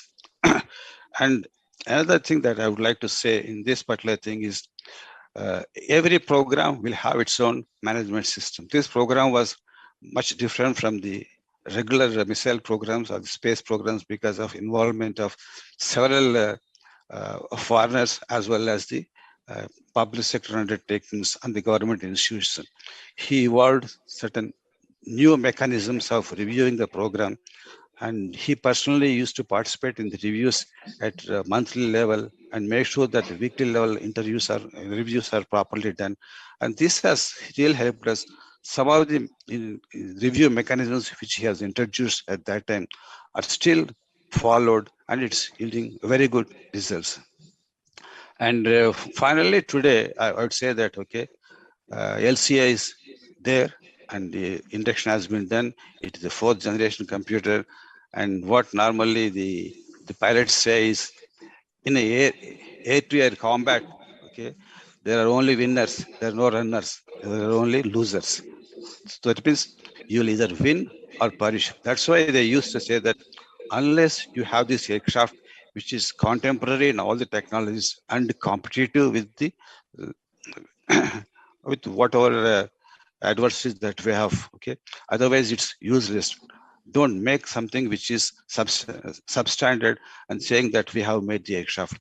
This particular push given by Dr. Kalam at that stage made us to make the fourth generation fighter aircraft, which is today appreciated by the Indian Air Force also as something with which they can confidently take on any air combat with the adversaries that we have got. This is a very important thing that Kalam has contributed to us. And I said that the challenges that we already discussed. This very important thing that Kalam has helped us in the program is when the Pokhran trials were done, or Pokhran nuclear tests were done, and all of us know that there were sanctions. And many people thought, okay, the program will now collapse because we did have, though partial, a lot of interaction with the United States of America in terms of developing the flight control system. The engine was from them. The initial navigation system was from them. And we were thinking that yes, the program will not be able to go further. But again, at that stage, Kalam took several reviews and convinced us, you don't worry about not having this. With the knowledge that you have acquired so far, let's move forward and we should be able to definitely succeed. I mean, in this situation only, I'm sure that Dr. B.N. Suresh will agree that he pushed us to make very challenging developments like the hydraulic actuators, which probably I think we are almost second in doing that. He used to say that, okay, it is a crisis, but use a crisis as an opportunity. Go ahead and try to develop all these technologies which the others were giving. And believe us that we in the LCA program could develop all these technologies, including very challenging direct drive valve actuator, which Dr. Suresh and his team have supported. And today we are there with most of the technologies that are indigenous. And we are very happy to take these technologies further into the 5th generation technologies. And we are there. And another very important thing I would like to say, this is what, when Dr. Kalam said we didn't really care, he said, when you do something on your own, probably you may do it better than the other countries and so-called consultants or so-called foreign collaborators. This is 100% true. Many of us try to say that, okay, we do some design or development, keeping something which is already existing as a reference, and somehow we reach that performance and that quality. But if we don't have that kind of reference, probably we will do it much better than that kind of reference which is there in the country. I'm specifically saying this in a particular context.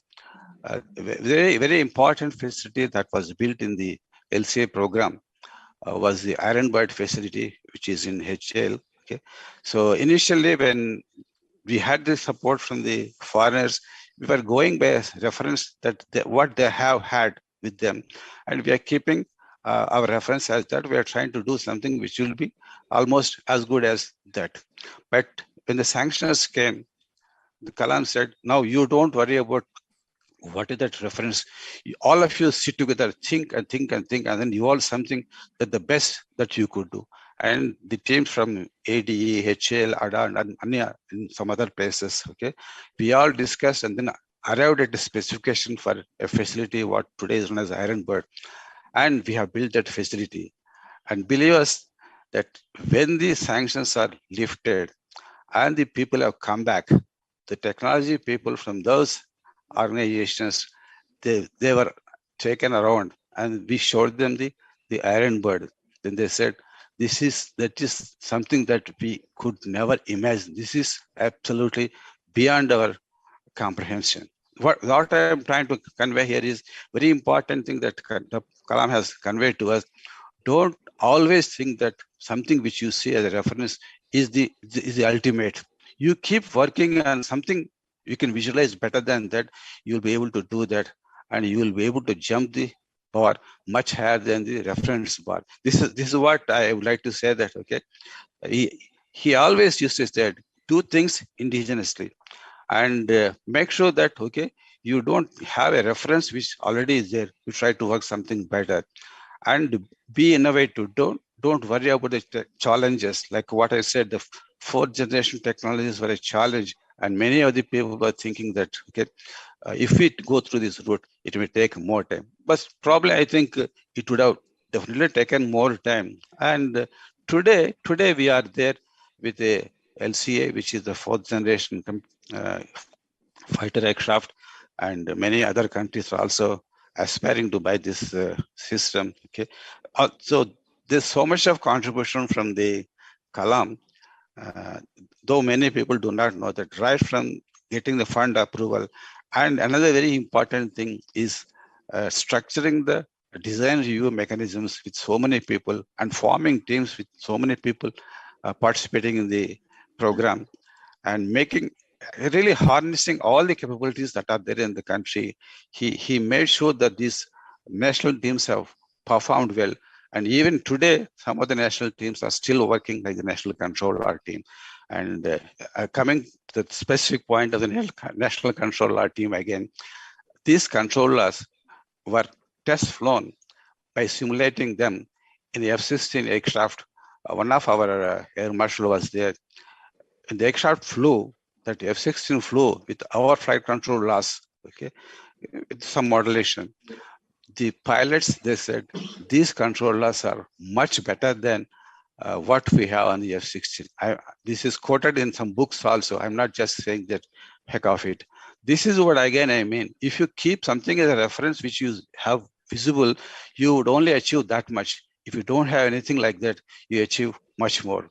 So this is how Dr. Kalam has made us to make this fighter aircraft, which is almost state of art, and the Indian Air Force is now inducting, and that has paved the way for the future aircraft programs like the Advanced Medium Combat Aircraft and other things. This is a very important thing. And there's just one more thing that I would like to share with the audience in terms of the personality of Dr. Kalam. Okay, the first flight of the aircraft was done on Jan 4th, 2001. So Kalam was there giving all the encouragement at the time of flight, morning about 10 o'clock. The flight took off, okay, and the flight went on smoothly for about 14 minutes. The flight landed, and then there was a lot of enthusiasm, and it was suggested that there will be a press meet, okay, in HAL. And at that time, Dr. Kalam was the principal scientific secretary to the Prime Minister. And some of us, including Dr. Kalam, etc., we all went and requested him, sir, please join the review press meeting. We would like to be there. It's very important to note here what Kalam said. Yes, I was there. He said, Kota, you have performed. You are the leader. You go there, attend the review meeting. If I come there, the attention will be diverted to me and you lose the credit. So what he used to say that, okay, if it is failure, I'll take the responsibility. If it is success, okay, the leader should get the credits and the appreciation. It is really, really appreciable to say, to see the personality of Dr. Kalam. He did not attend the review meeting. He asked Dr. Kalam, Dr. Kota to go there, and he simply vanished in his way. But very important is Kalam also, I think, has such experience that failure, I should take the responsibility. Success, it should go to the people who have performed. And I need not be there, because at that time, he was a principal scientific secretary, but he was invited by us to come for the flight. But very important thing is he decided to be away from this press meeting to make sure that the credit and appreciation go to Dr. Kota. This is one thing. Okay, when success happens, how Dr. Kalam behaved. When the failure happened, I said about the surface missile when I was in DRDO. Okay, he converted the failure into a kind of success for all the team members, and he said only 90% of the mission was successful. This is how we see at the LCA program that the contributions of Dr. Kalam in making this happen. Especially, I would like to say that many people do not know without Dr. Kalam being there as the scientific advisor and the scientific secretary, the LCA program would have reached this stage. I once again thank the organizers for having given me this opportunity to share my experiences and my thoughts about Dr. Kalam, how he has contributed to the national programs like the missile program. Of course, launch vehicle program, Dr. Suresh would have already shared, and Kiran Kumar also would have done it. And today, that expertise, that kind of mechanism, system that he has laid down are still continuing, and they're perfect. So thank you very much again for this opportunity. Thank you.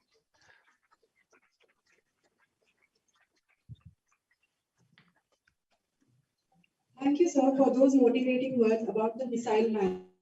As he mentions, failure is the stepping stone to success. I now welcome Dr. V.V.A. Rao to the podium to address the gathering.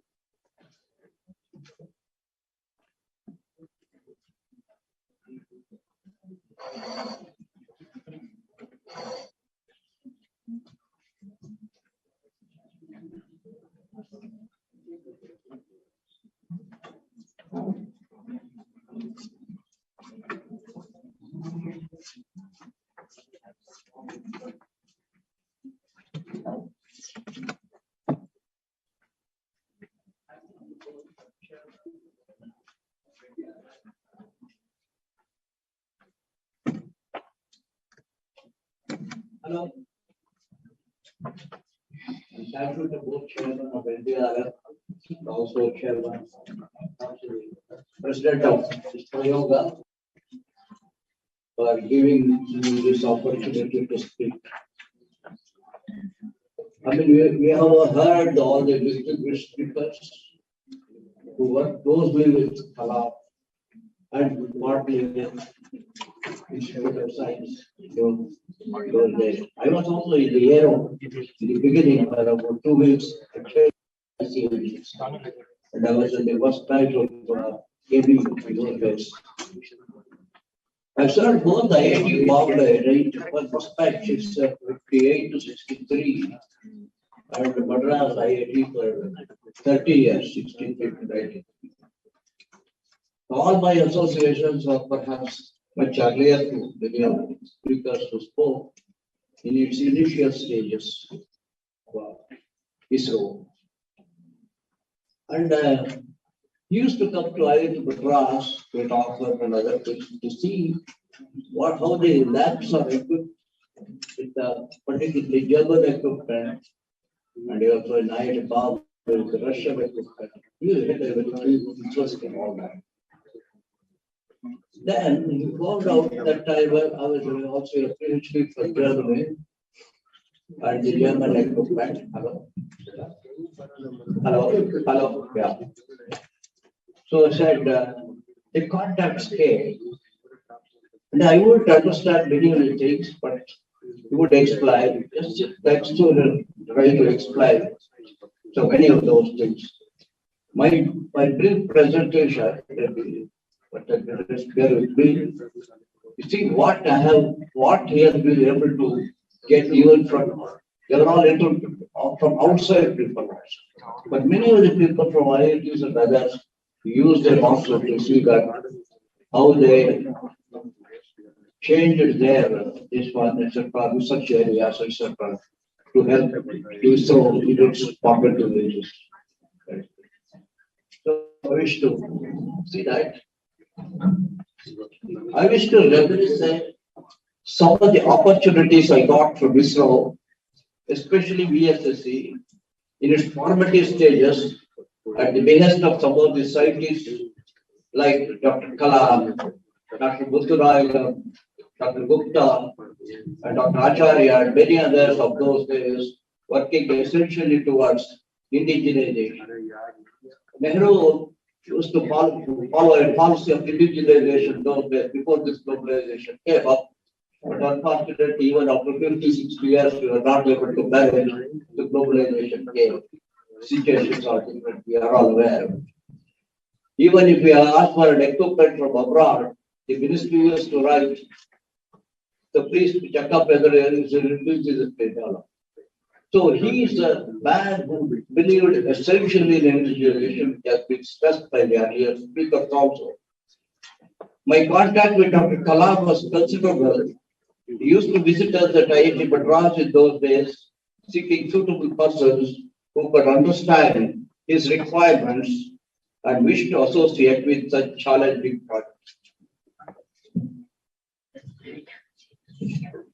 At that time, I was studying in Mission Dynamics Laboratory in the Department of Applied Mechanics at IIT Madras, and my German training and PhD helped me to understand many of those problems, especially in the field of vibration, acoustics, and tribology. The last time I met Abdul Kalam was at the earlier airport in Bangalore, at HAL, when I was to receive him for inviting him to for an Indian Arts Research program. He said, "Hello, Mr. Rao, how are you? I still remember you." He said, "I'm such a great memory he had."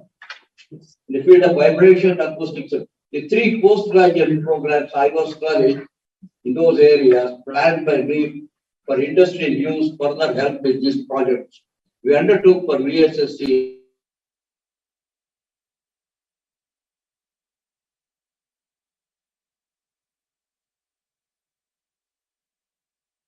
rocket and BDL Hyderabad, the missiles. 2 such undertakings were also recognized by the NRDC Government of India in choosing us and conferring 2 awards, one for the import substitution and other one for the invention. I want to take out the page slides. Yeah. During execution of some of these projects, Dr. Kalam used to visit us a couple of times, clearing many of our doubts and for better understanding. 2 of those projects were highly risky, about which we were not aware of the dangers involved, and I should say practically we were ignorant. These were the projects on acoustic transmissibility in which we had to deal with 160 to 180 decibel noise level. That was to be done before the SLV3 was launched. The other one in the missile project, where we had to operate an aluminum disc running at 18,000 RPM and whose tip speed was more than sonic. These are being shown in the photographs taken at that time, which I will show you. This was when he took over as the DRDO chief in Hyderabad. And I think that Lieutenant General Sundaram remembers or not, I gave a 3-day talk on jet noise for the URC, this project. You can see the next photographs. Design and development of a hydraulic vibration machine. I developed a 100-ton capacity working at 50 cycle for consolidating the solid propellants in rockets. This machine was designed and developed at IIT Madras and installed at VSSC Trivandrum. 2 more similar machines were installed for India Radiators and Madras and Institute for Aviation Medicine in Bangalore for testing the pilots and astronauts. They are all still there. You can see the photographs of this 100-ton capacity, designed, developed at IIT Madras and installed in this one for consolidating the solid propellants. Next. Next photograph. This is one of these. We are also trying for the India Radiators for some of the seats, tractors and all that, seats and all that. Next. It also show the tractor seats and all that. This all worked very well. Aviation Medicine Bangalore is also working. Next. See, this is all came up in the newspapers. IIT team develops vibrator, and my name is also somewhere there. During hydraulic vibration machine. Then next one was design and development of an angular motion simulator for simulating the satellites in space. That was for the Gupta laboratory. Kalam came. This required a 10-inch stainless steel ball operated by pure air jets on which a platform was fixed for providing a 6 degree of freedom to the satellite. For monitoring this motion, A control panel was also designed and developed at IIT Madras and installed at VSSC. As a qualification test, before SLV3 was launched, it was to be tested by a special high-intensity acoustic test rig operating at nearly 160 to 180 dB outside the rocket and the inside level restricted to 80 dB to protect the control equipment within the rocket. This was a highly challenging project and dangerous too, and was successfully carried out at IITM before the SLV3 was launched.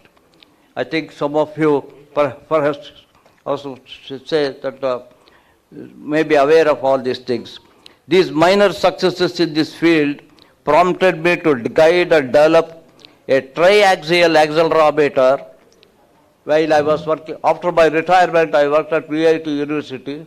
I had about 10-15 students trained to develop a triaxial accelerometer to house them in sounding rockets to measure the acceleration during launching.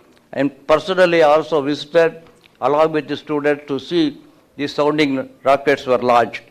This work was carried out at VIT University, and was tested at VSSC Trivandrum. This is shown in the newspaper dated July 2nd, 2010.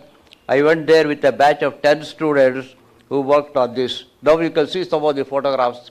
This is the horn, acoustic horn, which was used for the purpose of testing the SLV3. You can see the model, SLV3 model.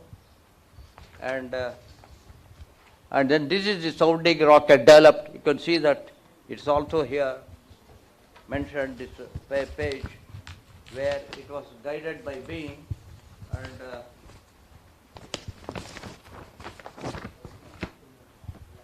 project, SLV3 rocket.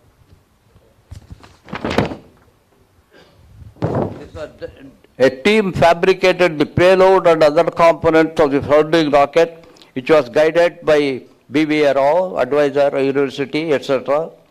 And the team has designed the payload with a 3-axis accelerometer with signal conditioned voltage outputs with the capability of measuring dynamic acceleration from motion, shock, or vibration. The payload was mostly designed and tested at VSSC facility under the supervision of experts. This measurement will enhance the performance of the rocket in future. Further, this rocket also carries a new technology as a supercapacitor, which is used instead of battery to fire the second stage of the rocket without any reduction in the voltage. You can see how the outside organizations also closely work with ISRO on such major projects which were not at all in their field, etc. and other things. And all these were possible.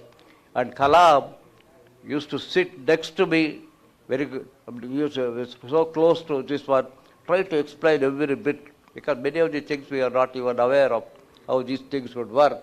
But we took many of the challenging projects, a disc, a 400 millimeter disc, aluminum disc, running at 15,000 RPM. It just came out like a flying saucer. And all of us were there. Luckily, it never hit any of us. It was also a failure at BDL when we tried. Everything was met. Then we were only watching from the window, in the glass window from the next room. We developed the thyristor at IIT Madras and installed it, because we took a 50 kilowatt DC motor from Kirloskar, 1500 RPM. It was to run at 15,000 RPM by step up. For this, thyristor was used, and the whole time the disc came out from this one. It went like a flying saucer, damaging the complete room. Half an hour we were only just hearing the sound, and by the time, luckily we didn't use the aluminum disc, we used the fiber optic disc, so the danger was not that much. Luckily it did not damage the motor. Everything else was damaged, and then this was again remade and installed there. Brigadier Anthony and Dastur are all involved in that project, etc. So anyhow, this was all the motivator was Abdul Kalam, who was used to come and explain to us many of these projects. I don't know, At other places also, you might have got many of the things done at the time of indigenization. But till the globalization came up, nobody bothered about the indigenization. The things have got different. It was easier to import things, etc. doing. Even before indigenization time, you see how the IITs have worked. I think Dr. Suresh is here, who was also an alumnus of IIT Bharat, and also those heading the committee of board of one of the board members also, etc. is also fully aware how industry, it's not only this ISRO, we have helped most many other things for seismic testing of insulators, transformers, the stockbridge dampers coming on the transmission lines. And I think Abdul Kalam was one of the great motivators in identifying the people, right people, and to see those things are done. And also that although the BDL project was a very classified project, and it was not to be just told, because they wanted to import it from France. So Brigadier Anthony was only wanted to get it done only here itself, and that was a successful project. But still, for that I got an invention award. So this is how things were happening, and I think giving me an opportunity to share with you some of my experiences while I served at IIT Madras with ISRO. And what I gave to ISRO is large number of students, including Professor Suresh, who was one of our alumnus, etc. And I think that is a much greater. Kiran Sundaram also was one of our colleagues in the college. So these are all, we are very close. We have been talking generally that there is no interaction between academic institutions and the industries, but it has been there for several years now, and it has also worked very well also. Even for the missile project, this one, Abdul RAC, or you call it RAC, right? RCA, where Kalam's, I gave a 3-day talk, because when Professor Bunjar also was to come, but unfortunately he was to be operated. I talked on the jet noise alone for 3 days, along with Professor Narayan from IIT. So, my close association with Kalam, and today's invitation that's why I was thought I should now recollect many of the things of the past. I'm going to be 90 soon, so this is all what I was talking about 45, 50 years ago alone. How indigenization worked well, but many of these things have not come out so much because we don't talk about it. The new generation doesn't know at all. They only know about importing the things, and many of the things we have not been able to do it. Today, remembering Abdul Kalam is a great thing. Now, he was a human, so his way of behavior was this thing. He is motivating, mentoring, as you said, as a great friend, and he also became a professor. I am also fully aware when Institute of Science did not give a permission for such a great man, when my close friend Kalan is the Vice Chancellor at ANA, he provided that space. And only Kalan is a close friend of mine, and he only took me to Kalam after bringing him there, etc. and things. My association was very close, and the great opportunity that I got today to remember him, to speak about him, etc. Thank you very much, sir.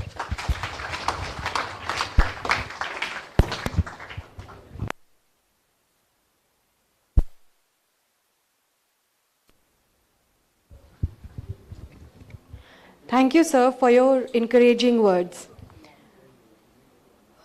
I now welcome Dr. H.S. Nagaraj to the podium to address the gathering. We started the program with a good morning. Now it's good afternoon. Good afternoon, everybody here and also viewers online. My objective is not to spoil the great motivational and personalized interaction with Kalam, who probably one of the best events, and in that sense, Prayoga is very lucky. This is a very memorable day with so many distinguished people around here. But I would like to take a very short period to say where you are and what is this organization all about.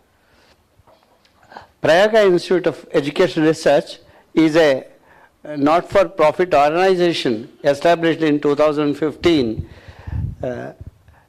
Next. This is to bring about transformation in society by enhancing the utility and quality of learning through research. You know, for any change or to understand the status of any function or any project, we should have enough research-backed data. Therefore, with the understanding that there is a big requirement for research in understanding the educational status of this country and what kind of manpower is needed for this country, how to plan, all depends on verifiable and clean data-driven research. So we thought the trust would take up the task of doing research to understand how today's children learn and how different pedagogical models, experiential learning and such things have to be tested before we can continue along with this present situation. We know that we are all guilty of accepting that we have been by and large a rote memory driven kind of learning that happens at the earlier stages of education, true even to some extent at graduate and postgraduate level, excepting in very few institutions at the all India level where truly the higher order thinking skills are given. We know that education scenario or landscape has three important elements. One is the educational practice. These are nothing but the schools, colleges, universities where you call it information transfer or instruction or transaction or transformation. All those things are supposed to happen. This is the most visible part. The vast number of schools and colleges in this country. Education policy is where how the teaching has to happen, how learning has to be happening, and what are those systems, what are those practices, what are those pedagogies, what are those facilities of infrastructure, physical, emotional, intellectual, etc., have to be put up. That policy making happens with the NCRTs, the UGCs, AICTs, Medical Council of India, and such bodies. And for anything to do, if we do not have a clear picture of what kind of manpower, human resources is required for 10 years from now or 20 years from now, the steps have to start now. Unless we are very clear about what kind of manpower is required, with the futuristic societies being kept in mind, we cannot design the policies. And anything done without proper data may lead us to some place which might be by chance the desired intention being reached or otherwise. And we can't go back in time and correct. Therefore, lot of data has to happen, pilots have to happen before implementing anything, because you can't reverse the damage if it happens. Therefore, we need a lot of educational research, and there is a lot of gap in this space in this country, and therefore Prayoga thought that we should get into research at this level.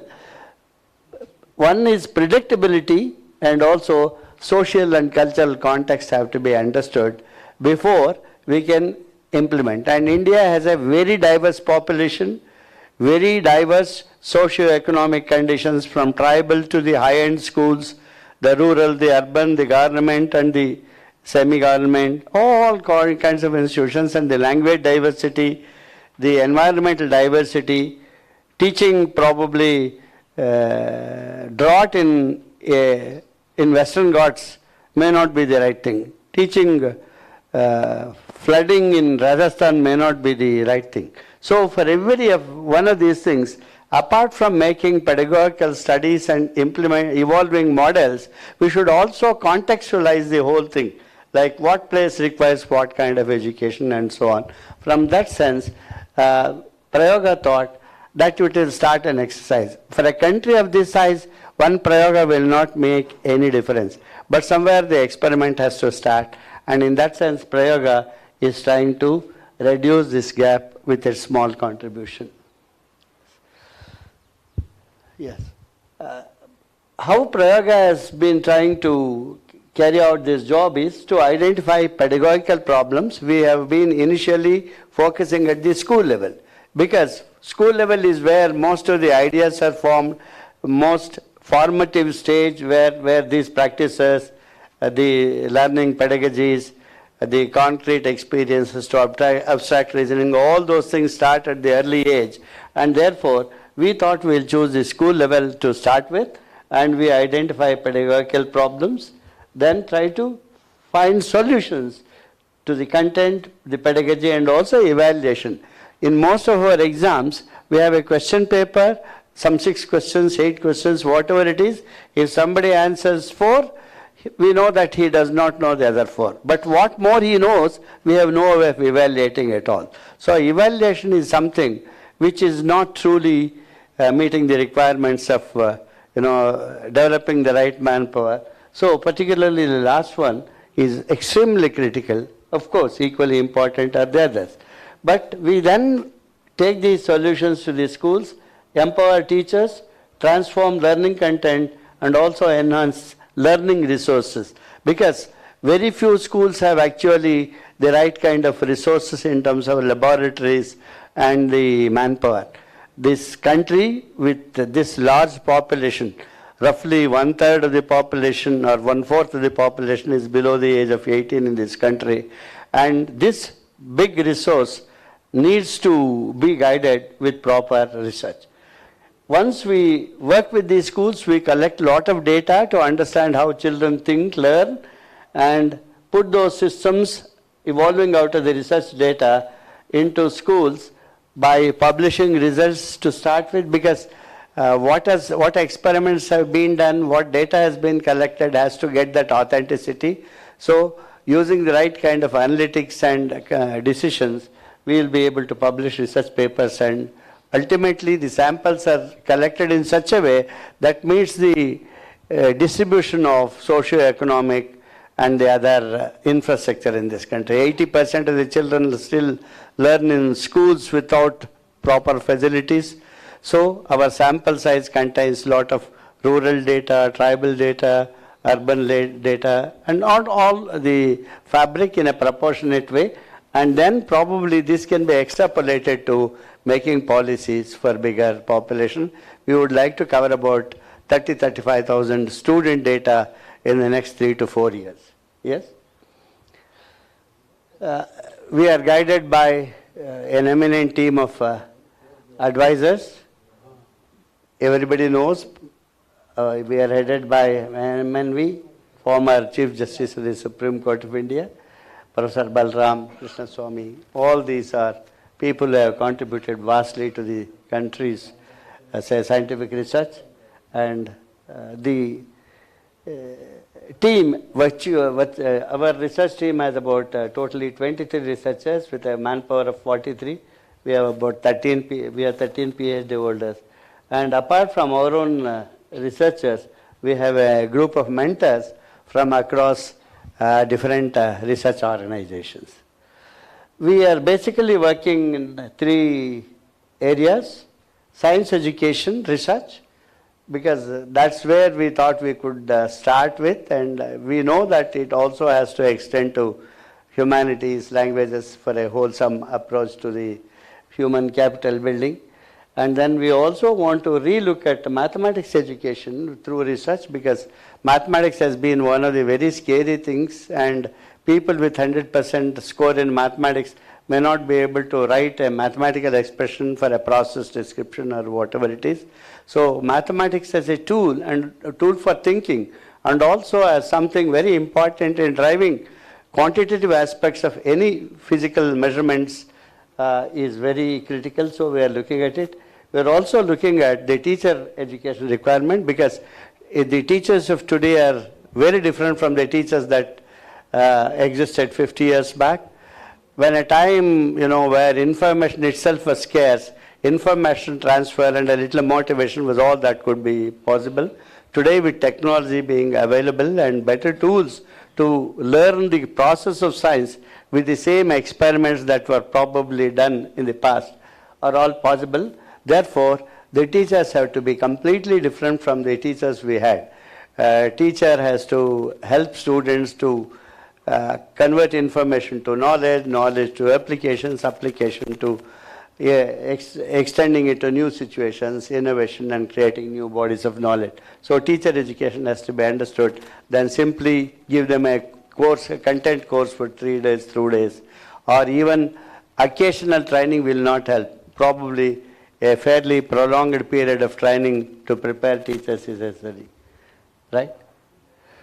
We are working with basically 2 programs. One is called Kriya, the other is called Anveshana.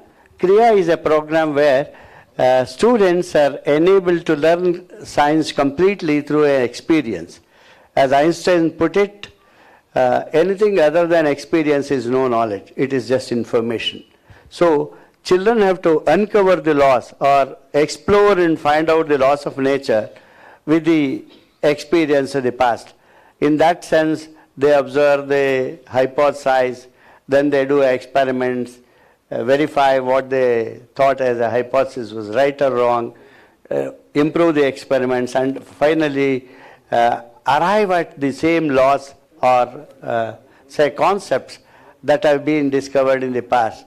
And it is this process of science that is as important as the products of science. Knowing how the Newton's law evolves is as important as remembering and making a statement of Newton's law. So that's the kind of work that goes on. This is meant for every child probably, and the new education policy put up recently envisages this implementation, like, every child has to learn science the experiential way. This is one area where we are working. The other area is the passionate and the fast learning kids and the motivated kids could probably reach higher level, because in the normal conventional classroom teaching, it's the average that is kept in mind, and the fast learners are probably left out. Therefore, to engage them in learning higher competencies like the higher order thinking skills, we also have a program called Anveshana. Yes? Kriya basically is offered for students from class 6 to 10. Class 6 is where students identify some subjects like physics, chemistry, mathematics, biology as part of science. Earlier to 6th standard, we normally call it as environmental sciences. However, by bifurcating it as physics, chemistry, biology, it's not that we put watertight compartments or walls. In fact, an integrated approach or a holistic approach is what children do. While a student studies about optics, he also studies photosynthesis. He also studies about the impact of temperature and how things change right from agriculture to several areas. So in that sense, it is holistic. It is trying to establish a pedagogy in the teaching learning methods by an inquiry model. In fact, in the normal systems, we are used to giving information, or at best, if a child asks questions, we give the solution. We answer the questions. On the contrary, in the inquiry model, the child should be navigating in a process and ask questions. Thereby, the teacher is more of someone who can stimulate further thinking and make the child discover the solution by oneself. So unless we make the children the champions to solve, giving solutions is something like giving ready food.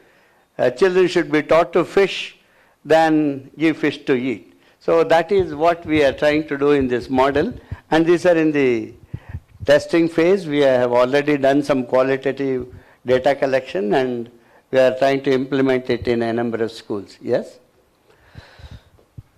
The social initiative is, unless the large population of schools which can't afford these facilities are enabled to participate in this, we will not be able to collect data. And also, one of the objectives should be to reach the unreached. This is also a commitment of every one of us. So in that sense, we have 2 programs. One is Kriya at School, another is Kriya at Prayoga. All these programs are absolutely free for students. The students and parents don't have to actually spend money on this, and the organization Prayoga is trying to provide it not only here but also at the schools. At schools, what we do is we train those teachers, bring them here, give them that experience, and then they implement, and there will be a observer from Prayoga who will enable the proper implementation of this project and also collect lot of data about the learning of the children, and that data is of course used for our research. And even in schools we are trying to do it free of cost for the child, but raise some funds through the philanthropy, CSR and so on and so forth. And we have identified about 6 areas for research. Design of experiential learning. How should actually one should design the inquiry approach to unravel what has already been done, maybe by Newton, maybe by Einstein. So such design of experiential learning is one area. Evaluation methods and strategies, skills, abilities of learners, learning levels, teacher development and behavior skills.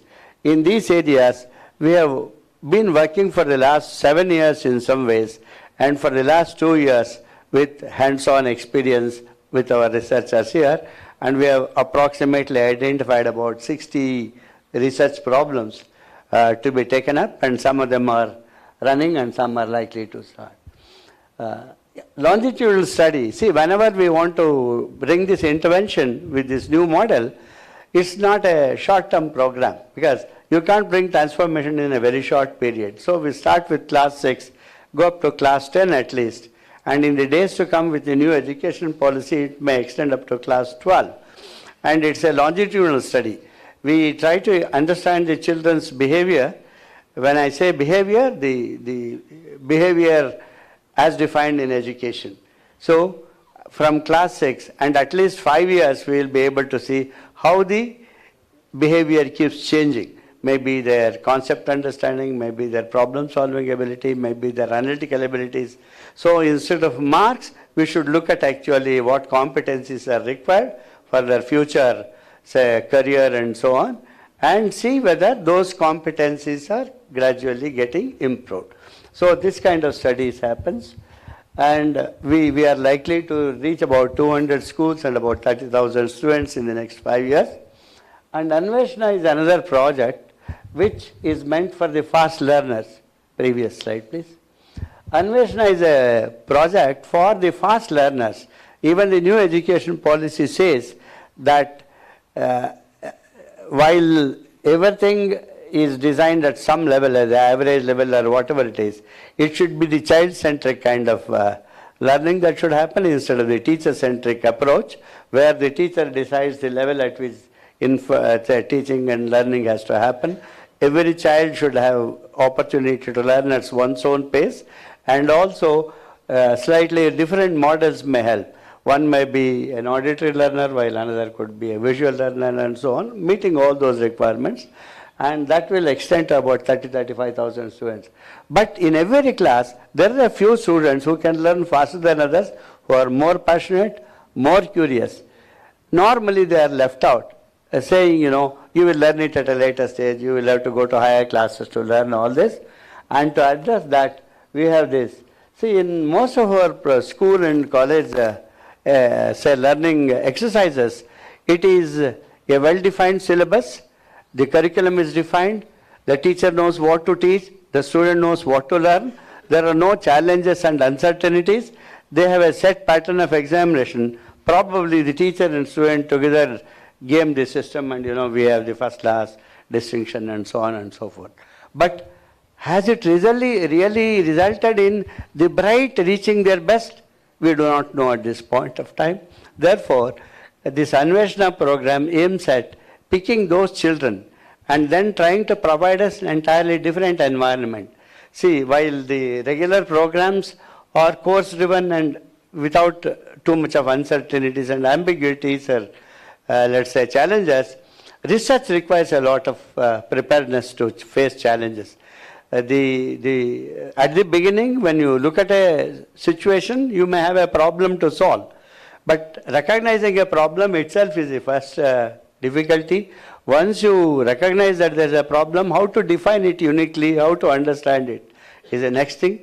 Once you understand the problem, what are the pathways to probably look for a solution?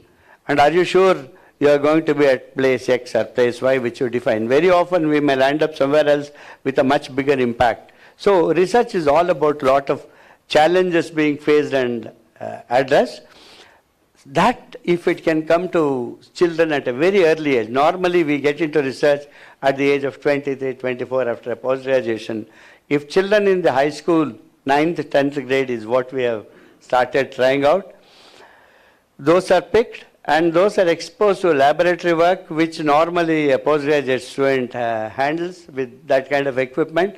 They undertake a research methodology course, they learn to do what you call as literature survey to getting familiar with equipment, and then they also undergo a small course depending on their interest to enhance their domain competence, because they are in the school level, they may need a lot of domain support, we do that, and then they do projects, and we have already got about 18 students who have finished about 7 projects, and 3 publications have come out of that in the say journals, right from what is published from Harvard and so on.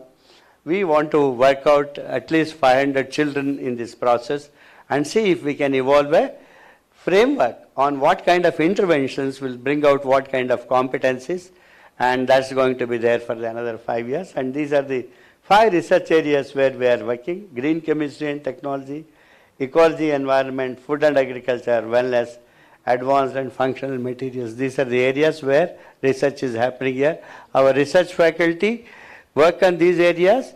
The bigger projects that they do as domain work will be broken into smaller projects, and these smaller projects are what the school students do. Thereby they are not doing a project for the sake of project, but they actually work on a live project, as much real as in the domain of serious research. And in addition to our own in-house research faculty, we have these people: Dr. Rangarajan, Professor Nagendra from Mysore University, Sandeep Prabhu from Penn State University, Hegde from Mysore University, Professor Murali Shastri, a material scientist from Monash University, Mohanty from IIT Bombay, Subramanyam from Aerospace Department, ISC, Jayant from Advanced Physics and Instrumentation, ISC, Baladitya Suri again from ISC, Vikram Vishal from Bombay, and Professor Shama from Southern California, and is an entrepreneur who also keen to pursue research. We are also associated with CFTRI for Food and Agriculture, Dayanand Sagar University. SIRKI is a research center associated with Jyoti Institute of Technology. We work with them, and we are also recognized as a fellow of the Karnataka Science and Technology Academy to implement some of those programs for students and teachers. And in the last 1 year, we have filed 1 patent application and 12 peer-reviewed journal articles, of which 3 are from students, school students, 4 book chapters, 9 conference proceedings, and 5 magazine publications in the last 1 year. I think with this brief and hurried presentation, I thank everybody, the NDRF, for giving us an opportunity. I thank all the speakers for giving a patient hearing. This is a very special day, and we welcome all the people to continue to support our young toddler, which is only 7 years, and we need more support from all of you in terms of what we can do going forward. Thank you very much. Thank you, sir. I now invite Professor Nataraj and Dr. S. Sitaramu to podium for question-answer session.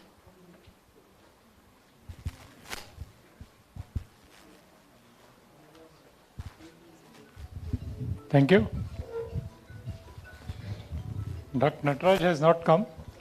I request Dr. Sampath Kumar to come here. Good afternoon, all the dignitaries as well as students. You have come to the last session, question and answer session. I think I am fairly sure that all of you have a number of questions to ask. Before that, let me very briefly tell you, when I joined Central Power Research Institute in 1985, we had a sponsored project from Defense on helipads made out of polymer concrete.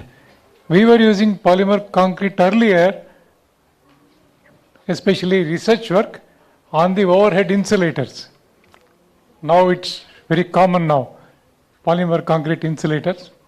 At that time, I accompanied my colleague, who was a project investigator, to DRDL and had discussion with the experts to know the content of the project. Subsequently, while walking from the meeting room to the place we had lunch, we had with us Dr. Abdul Kalam. I did not know much about the interests of Abdul Kalam, but I told him about the work we are doing. But it surprised me quite a lot.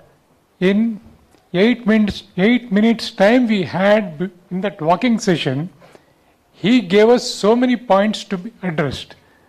That was not made known earlier. So that made the project very neat and clear, especially it was a starting level project in 1985. So that is my experience. Later on we had a beautiful Jawaharlal Nehru Memorial Lecture at CPRI with Kalamji, and we had a good interaction.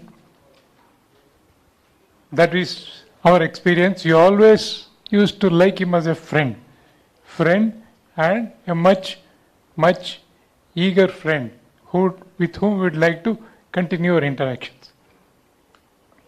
So I would like students to ask questions. In this connection, I would also like to mention one more point.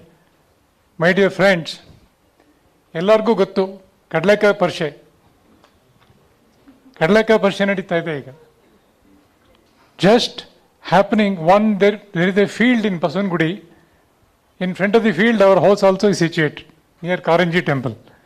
Day before yesterday, I mentioned to our Srinivasanji also and our chairman Raghutam Raoji also, the giant wheel, the carousels and the mini roller coaster is assembled by young people who do not look like engineers, but they know how to do the job. And we were discussing about the problem what we are going to address today, and this beautiful platform which is created now. I am sure already in the nation we have a platform which is very constructive, in which, if you want to propel something, I think it's possible. Yesterday we had a very good example, skyrocket. Oh, sorry. Rocket by skyrocket. We always jump to rockets. It's possible. It is really possible. So this kind of atmosphere has been created by Dr. Kalam with the help of all the expert friends and the teamwork. So I think anything is possible in our country, and we are going to lead the whole world with all our innovations. Now students, please ask questions. I want you to conclude on Abdul Kalam as a great competence man trying to see the depth of the people. Yes, sir. That's what I was trying to do. Get a broad depth of it. We're trying to find it In depth. It was not superficial. He was going deeper. Yeah. Thank you, sir. Thank you, sir. Students? Yes. Please. So I'm Nisha. I'm doing my BTech Aerospace in Alliance University. So my role model is Abdul Kalam. Thinking in my mind, I choose this course. So now I'm in my final year, and I wanted to do my future job in ISRO or DRDO. So as other role models, what is the advice you wanted to give me, and what should I work on to get into a ISRO or DRDO? Yes, sir. Sir, like Dr. Suresh and Dr. Prahlada, both of you to answer.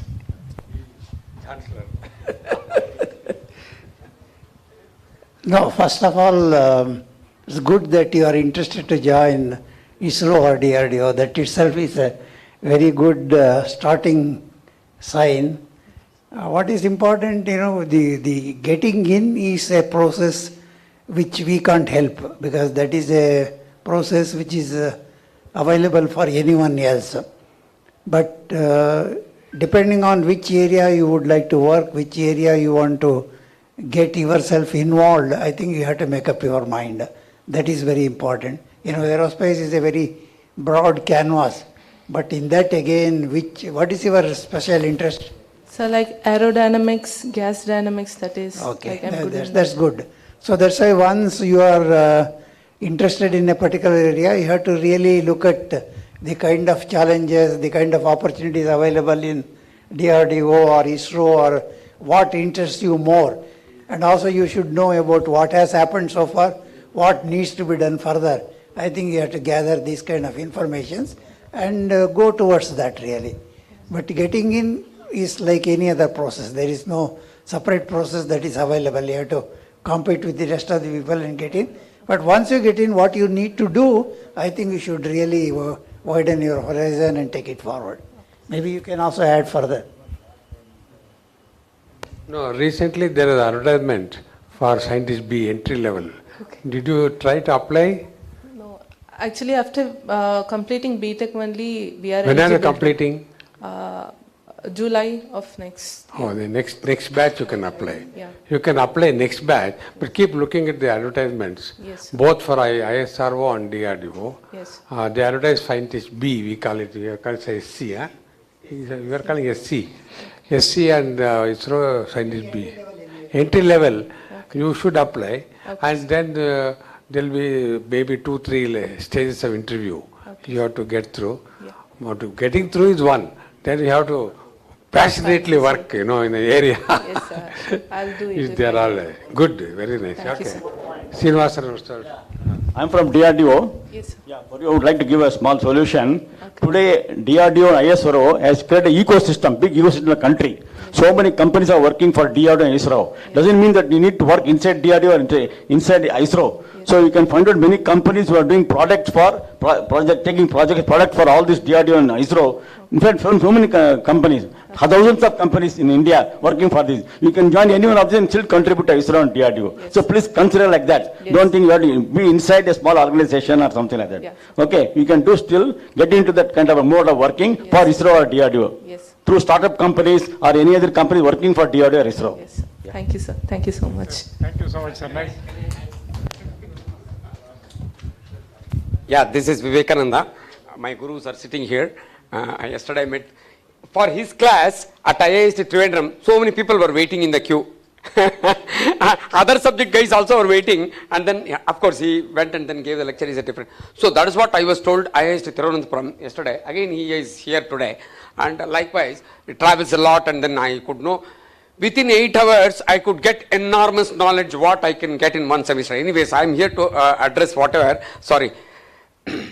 I was in Germany heading Siemens PID controllers. Then there was a letter, mail from my college. Although I did my MTech and then afterwards, entering into Germany's, Siemens PID controller, head of that this thing, giving it to all people, NASA, whatever, including ISRO was my customer those days.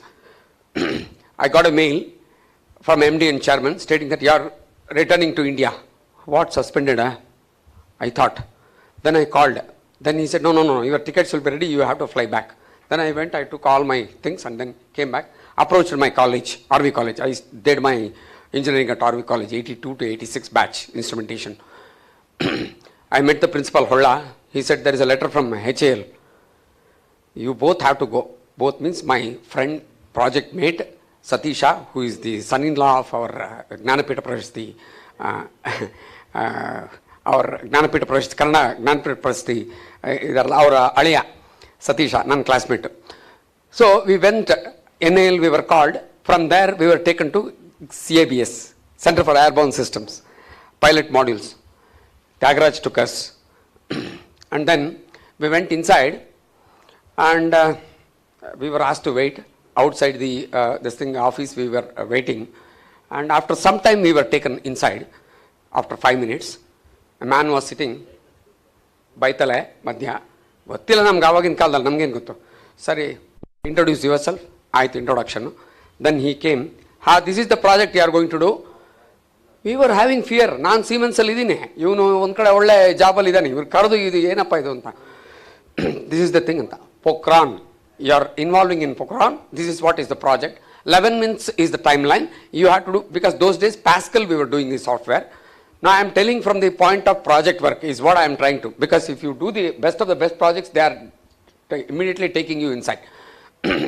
So we were called inside, and he showed all the this thing, and we said yes sir, we will do. Then technical discussions happened. He was convinced. He said all the block diagrams. He said this is the timeline.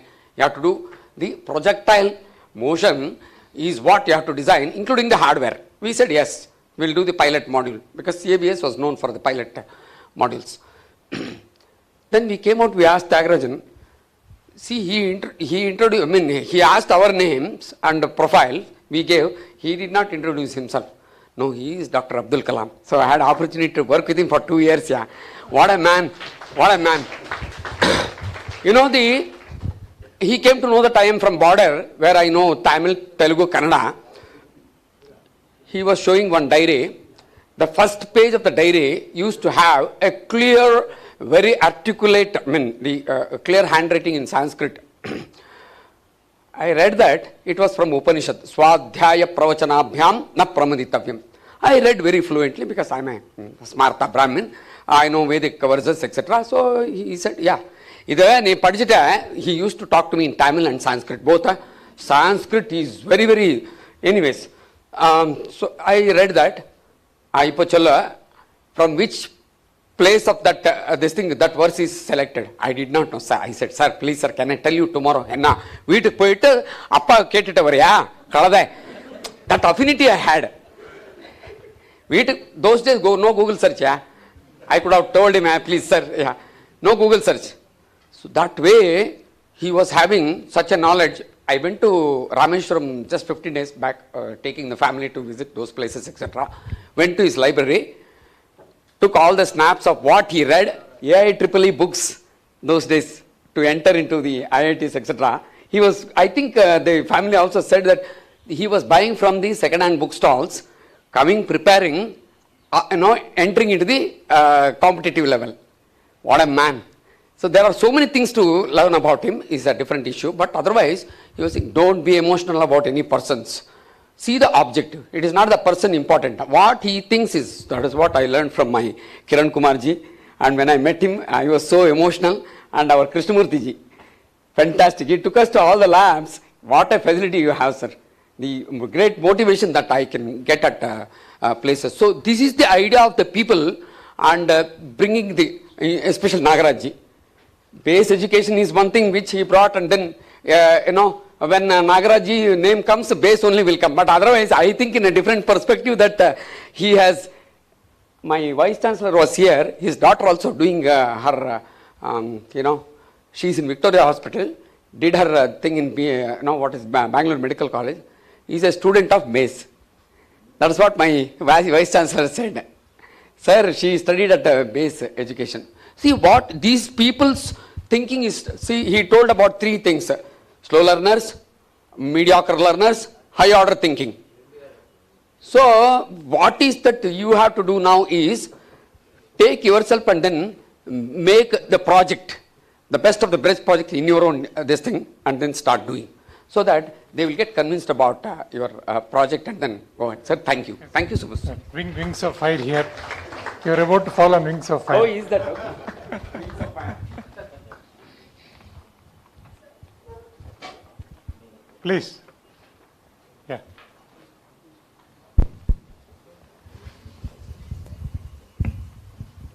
Good afternoon, everyone. I am Shrestha Adhikari. I am currently pursuing my MTech in Food Technology from Jain Dimtu University.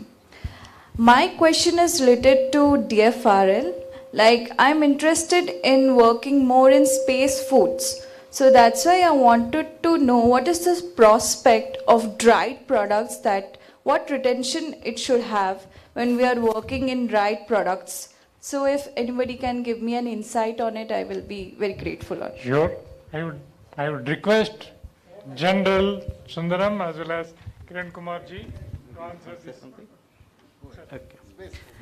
No, currently what I can only tell you is, see, India is embarking on human space program, and in the future, the activity is not going to just stop with a few astronauts being taken to space and brought back. It's a journey, it's a long journey where you are going to do the activities of taking them there, making them stay for long periods, and even do maybe long distance travel, etc. For all this, what kind of food is required, how it has to be done, is a big area of work which has to be done in the country. While others have done many things, we still have to learn many of these aspects.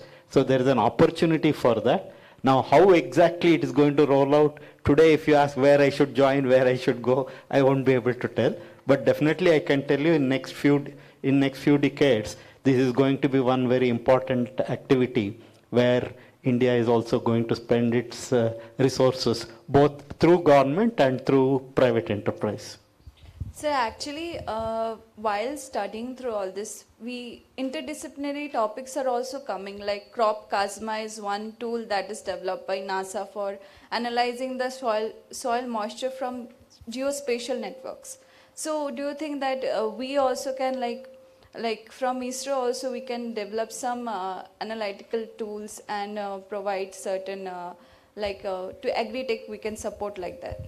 No, definitely. Like probably if you heard some of the people talking earlier, see, instead of trying to look for what others have done in that, whether we should do something similar, can you look beyond and say if human beings, actually the beauty of India is it has a thought process which is very different from rest of the world. But because of the period what we have gone through, we are all now looking at what West has done that is best. So maybe you can think of, if people have to live outside planet Earth, what kind of thing needs to be done from first principles and come up with some solutions. Anyway, it's a big thinking, but you can start. So one more question, what are your ideas on space farming? Yeah, it's an essential requirement. If human beings have to survive outside planet Earth, you need to have, wherever they go, they have to survive, they have to live there.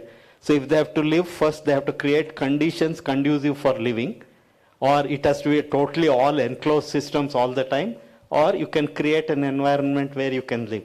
So these are the real problems, and how they can be tackled with current knowledge and new information which we need to generate is the way to go. Thank you so much, sir. Very honored to be a part of it. Thank you. Of course, they are talking about moon farming, farming on the moon. You must be reading in the recent past. But for anything, I suggest you can't start on your own. Either there are 3, 4, one is CFTRI is there, then you got DFRL, both are in Mysore, then you got CREDA that drive this thing. So I might say the moon is maybe like dry farming. So my suggestion is get into one of these organizations and get into a project which they will also be harming. I would be surprised if they have not already been asked in some way. I wouldn't know about it. But the government of India must, or anybody else, must have tasked them to look at this area. That would be a way to go about it. We can't do it on our own. It does cost money, moon farming.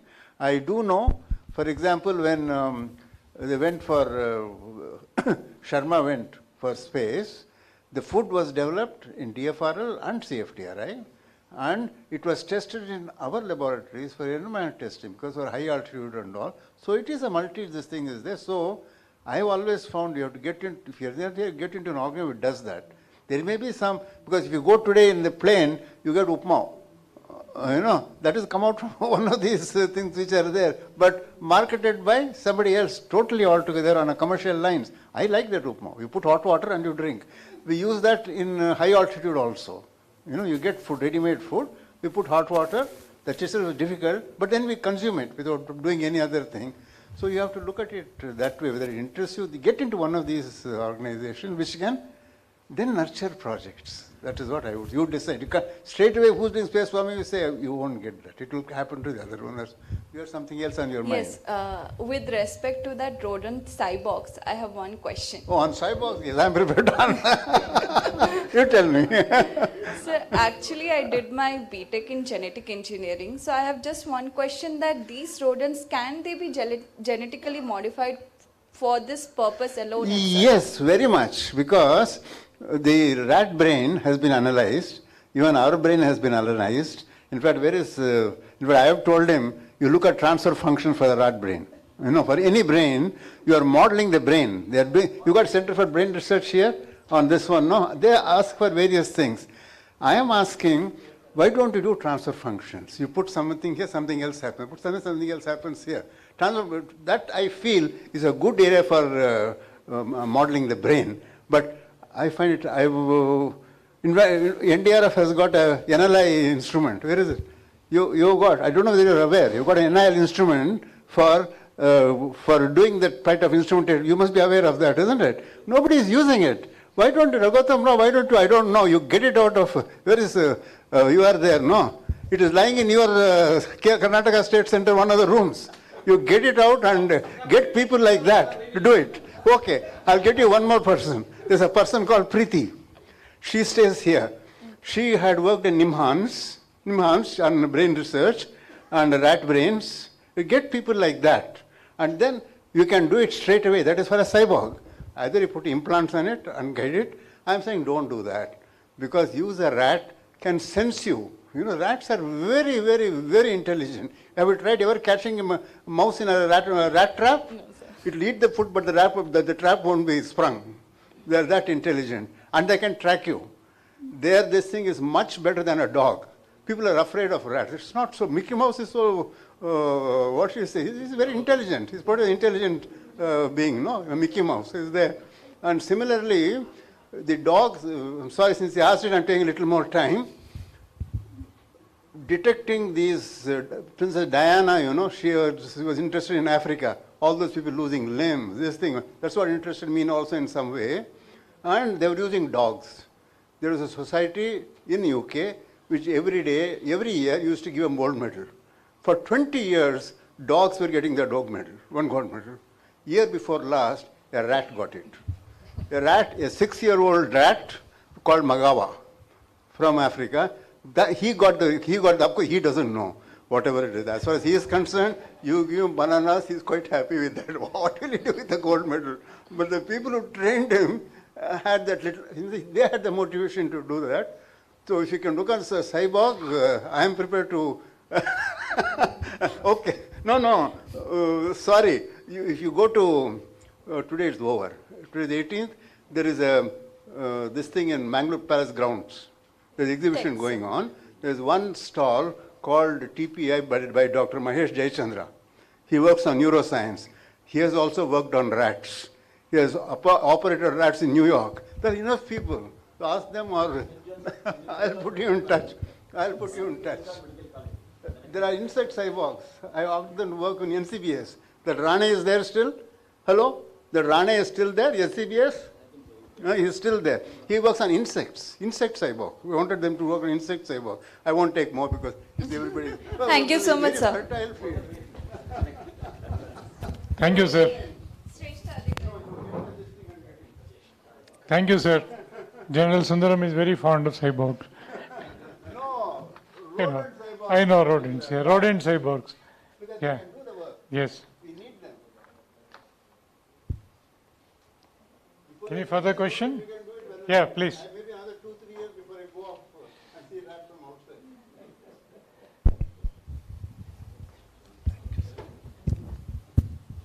Good afternoon, everyone. My name is Aftab Ali. I am from Alliance University. Now I am a 4th year student of, I am aerospace engineering I am doing. My question is about the people who are from the defense, especially they are doing research and development. I am doing one project that is related to a ducted rocket. And I'm just asking about how I can get more thrust and optimize by using the ducted rocket. And what was the scenario about this ducted rocket in defense, like whether we can use in future or not, and Like what was the thing that I have to work on that now to get like positive output? Yeah. Sir, can you please? Oh, so, sorry. No, ducted rockets, some tests are being done in DRDO Hyderabad. Yes, sir. For the air-to-air missile or a cruise missile they are trying to work out. Yes, so you go to site and make out what is that work they are doing. Whom are you working for the project? One of our faculty is there. No, I know. Which lab or which company or what? No, sir. We are doing a project, final year project, that is on institute only. On? Institute, college, university. Okay. Alliance University, sir. No, I know, university work, not from any laboratory or anything. No, sir. But ducted rocket being done by DRDO Hyderabad, so they have made and they have had a flight test also. So you have to go through their site and find out. And if you want, your faculty professor can apply to DRDL a project. There is a list of projects announced by DRDO in the DRDO website. What are their areas of interest? Under that, you can apply for a project for approval, project approval. Then you can work on it. You have to go to DRDO site. And there is a extramural research. Under extramural research, you can seek funding. Okay, sir. Ducted rocket is of interest to DRDO. Okay, sir. You now, can work sir, on it. I have one more question. Now, research is going on. Like, we can get on website, like, up to what stage this that's success okay. is there. And what was the things that remain on which we can work? No, that you have to see the site. They have done a flight test. Okay, sir. So if you say I am interested in that, you have to give a project proposal to increase the efficiency or a duration of flight, or you want to make the combustion efficiency improve, or the propulsion, what it is, you have to give a project proposal. Okay, sir. Once you give a proposal, they will, but you see the site, what exactly they are looking for, you have to check up. Yeah, ANDB also you can write, or ERIPR. Now there is there are two mechanisms for applying for a project. One is ANDB, another one is extramural research. So you can apply under one of them. But what is the project challenge, you have to go to the site. Yes, sir. That will. Thank you, sir. Yeah. Thank you. Thank you, sir. Yeah. Please. Now you see, any ducted propulsion system has its, you are not going to do anything more than actually increasing the propulsive efficiency. Yes, sir.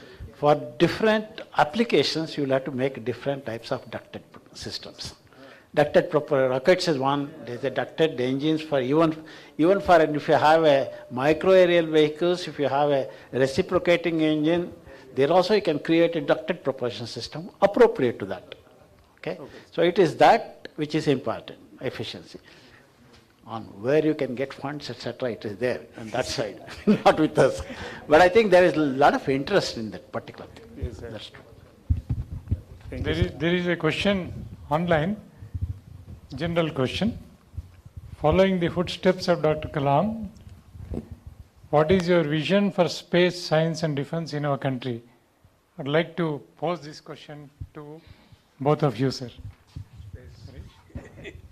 I think our former chairman, he can answer this question.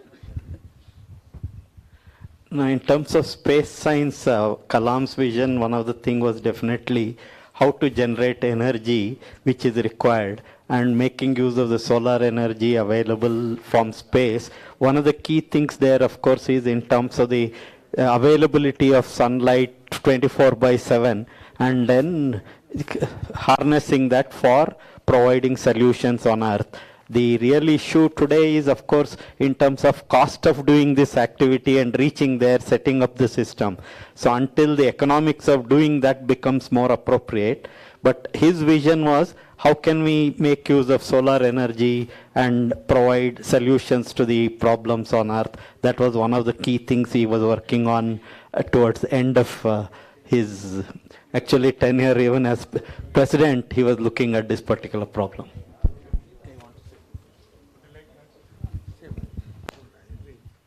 Sir, I have one more question for you today, sir. What is the biggest message as a visionary for children assembled today to grow up as responsible citizens and contribute to the progress of the nation? think this is here where we really need to look at the fundamental difference for the future generation.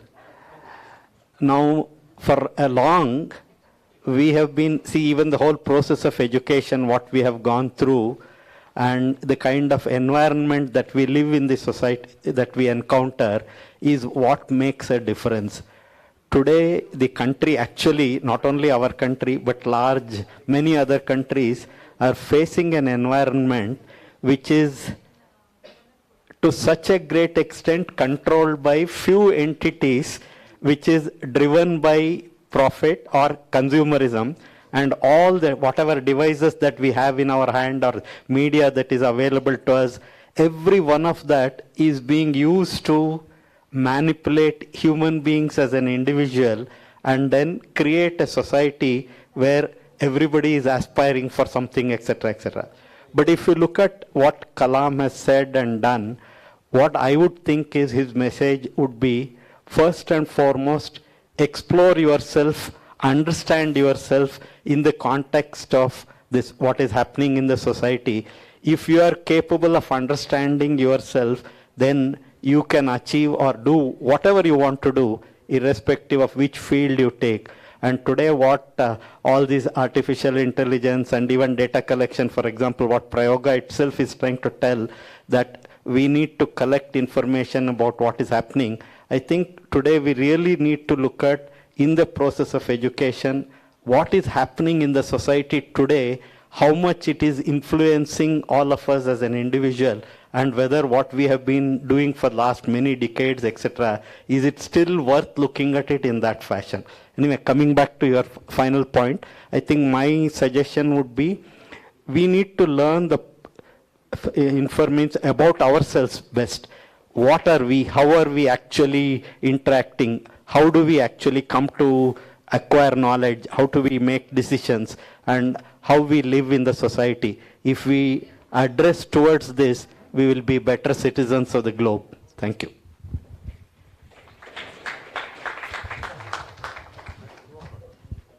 Yeah, one more question is there. Last question. So I have one online question, since we are running out of time, so we'll end here. So sir, the question is from Ms. Chetra Jayanti. Where are we as educationists failing in inspiring young students innovate and create new ideas? Well, first of all, I have to admit we have failed. Right? Yeah, I think there is, I think, already a lot of discussion that happened here. We are now actually looking at a very fixed curriculum and say that you are trying to have straitjacket everybody into one type of product. But the talent doesn't always be fitting that.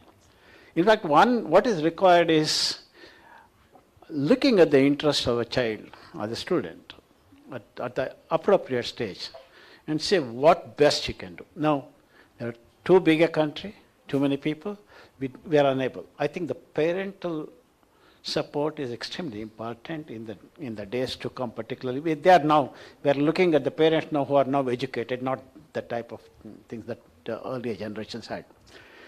There should be an opportunity for children to say also, look, I'm interested in this, I like this. And then there should be a mentorship program. We'll find out where exactly that type of support comes to the child, and then he will progress. Instead of that, we are trying to say, you must learn all these things. They may not be just interested. I mean, I can give you an example that I studied social studies. I had very little interest in that. I went through the whole thing and got low marks in my examinations. But then that's not the type of thing. There are certain things we learn on the way. That's fine. But then trying to straitjacket every child, every student into one type of product who will serve the society, I think that's where our biggest failure has been. We need to modify. Maybe Prayoga is one of those experiments, one of the Prayogas of Prayoga. I think there's that. I think we can. We are, as I said, it is just too much of, what shall I say, regimented education in our system. That's it. Thank you. Right. One last question. Sir. It is for you. Dr. Kalam was a multifaceted personality. Can you please tell us? Oh, sorry. Yeah. Yeah. Sir, Dr. Kalam was a multifaceted personality. Can you please tell us what can be the true inspiration for younger generation? And from several of his achievements, which one you feel he was most happy and proud of, both as scientist as well as president? It is a very difficult question to say which one he liked most. But I would say the SLV3, when he really launched in the start of his career, first one he failed. That's why we call always rocket science. To make rocket science successful is one of the biggest achievements. I'm sure that has given him enough confidence, and that really paved the way for him to go and then come out with the IGMDP program and all that, and he had the full command of what he was doing. But when he was in SLV3, I'm sure that it was a very tough job to make sure that not only the achieving technically, managerially also. I think that definitely would have been, I'm sure he would have answered this same thing. Okay, thank you. Thank you, sir. Thank you so much, sir. We'll have one last question. Yeah, please. Last question. Can we have it personally with one of them? Because Yeah. sorry for not to Okay. disappoint, but maybe a personal discussion with any Okay. of the panel members.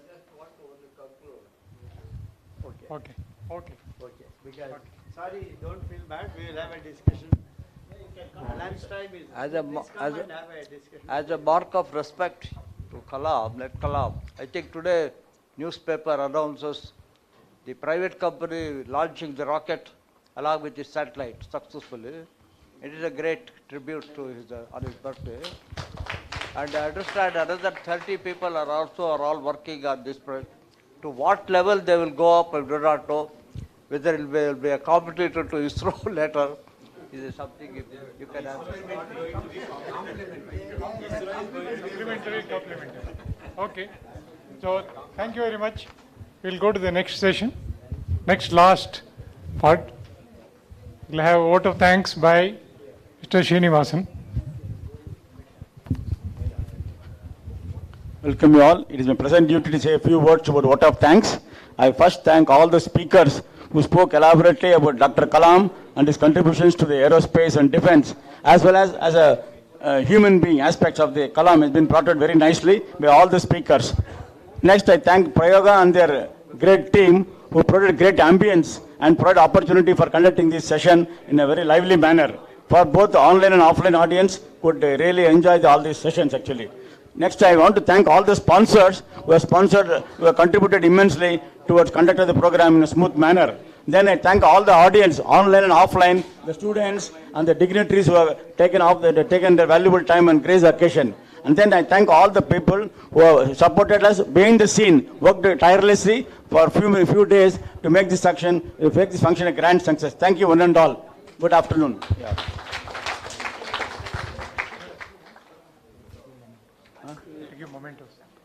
Now the small time will take to present mementos to the distinguished guest. Yeah.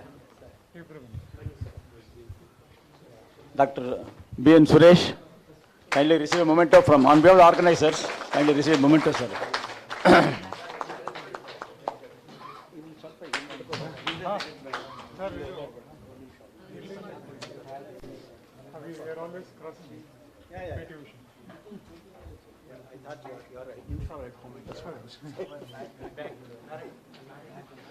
Obro, Dr. Prahlad.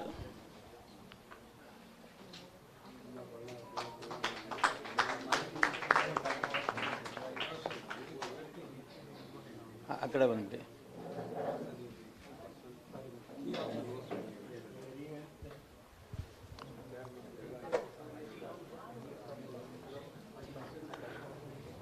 Yes. Yeah, Lieutenant General Vijay Sundaram.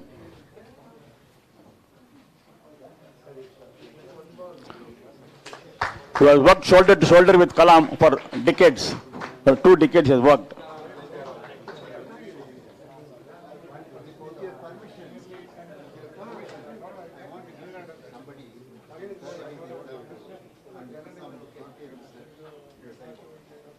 Yes.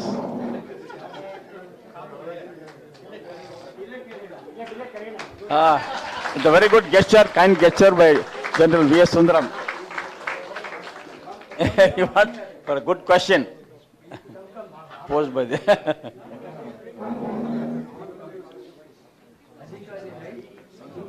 it's really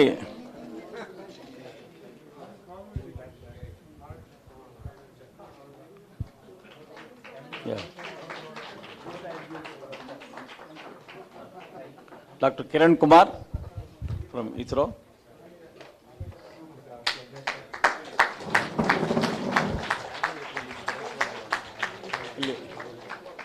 ಈ ಕಡೆ ಬಂದಿದೆ ಇಲ್ಲಿ ಸರಿ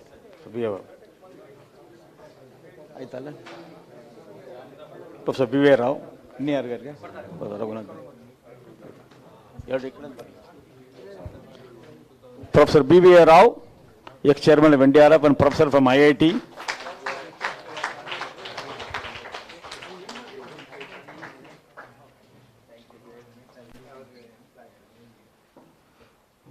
Professor Raghunandan from Institute of Science.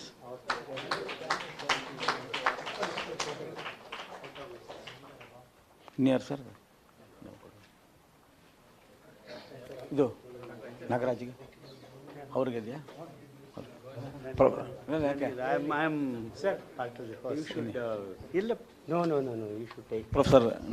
Nagaraj, who is a co-host with us on conducting the program.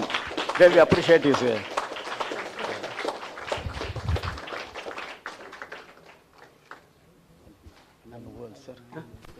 Anybody else? Any other? Yes. Ratna has something like this. 1 minute. He wants to give something to Prayoga.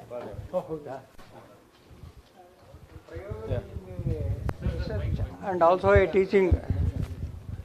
Prayoga being a research and teaching organization, I want to show this. This is an X-ray tube from where X-ray generates. From here X-ray generates. So the students who are all studying here, it may be useful to you. That's what I am presenting this to Mr. Nagaraj.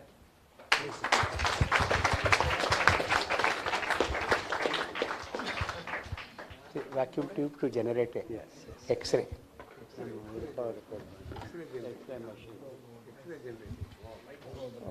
Today the conference is being held in association with ISRO also. I am giving a satellite model to them to keep it there. Thank you, sir. You are the architect.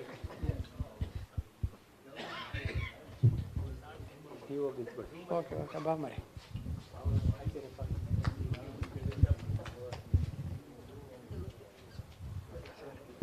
ಇದಕ್ಕೆ ಮತ್ತೆ ಸ್ವಲ್ಪ ನಿಮ್ಮ ಹತ್ರ inputs ಬೇಕಾಗುತ್ತೆ ಕೊಡ್ತೀನಿ operate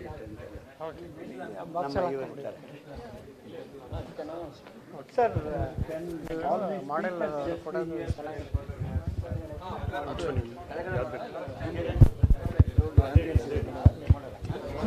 I request everybody to stand up for the national anthem.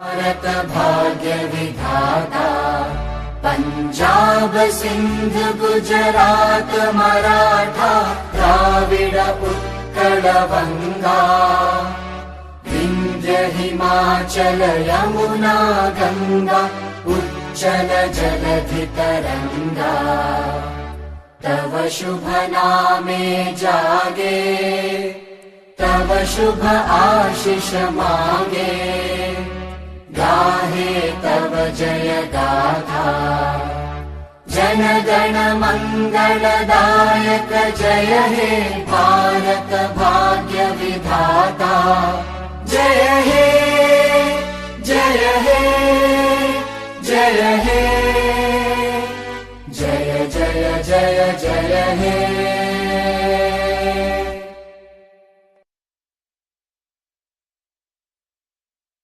Ready for lunch, but before that, I request everybody to gather downstairs for a group photograph.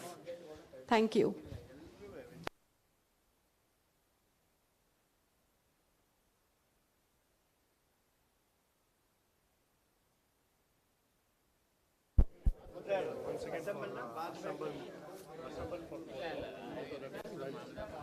Yeah, please, it's a repeat. Can you please assemble downstairs for a group photograph and then disperse for lunch? Thank you so much. Near reception.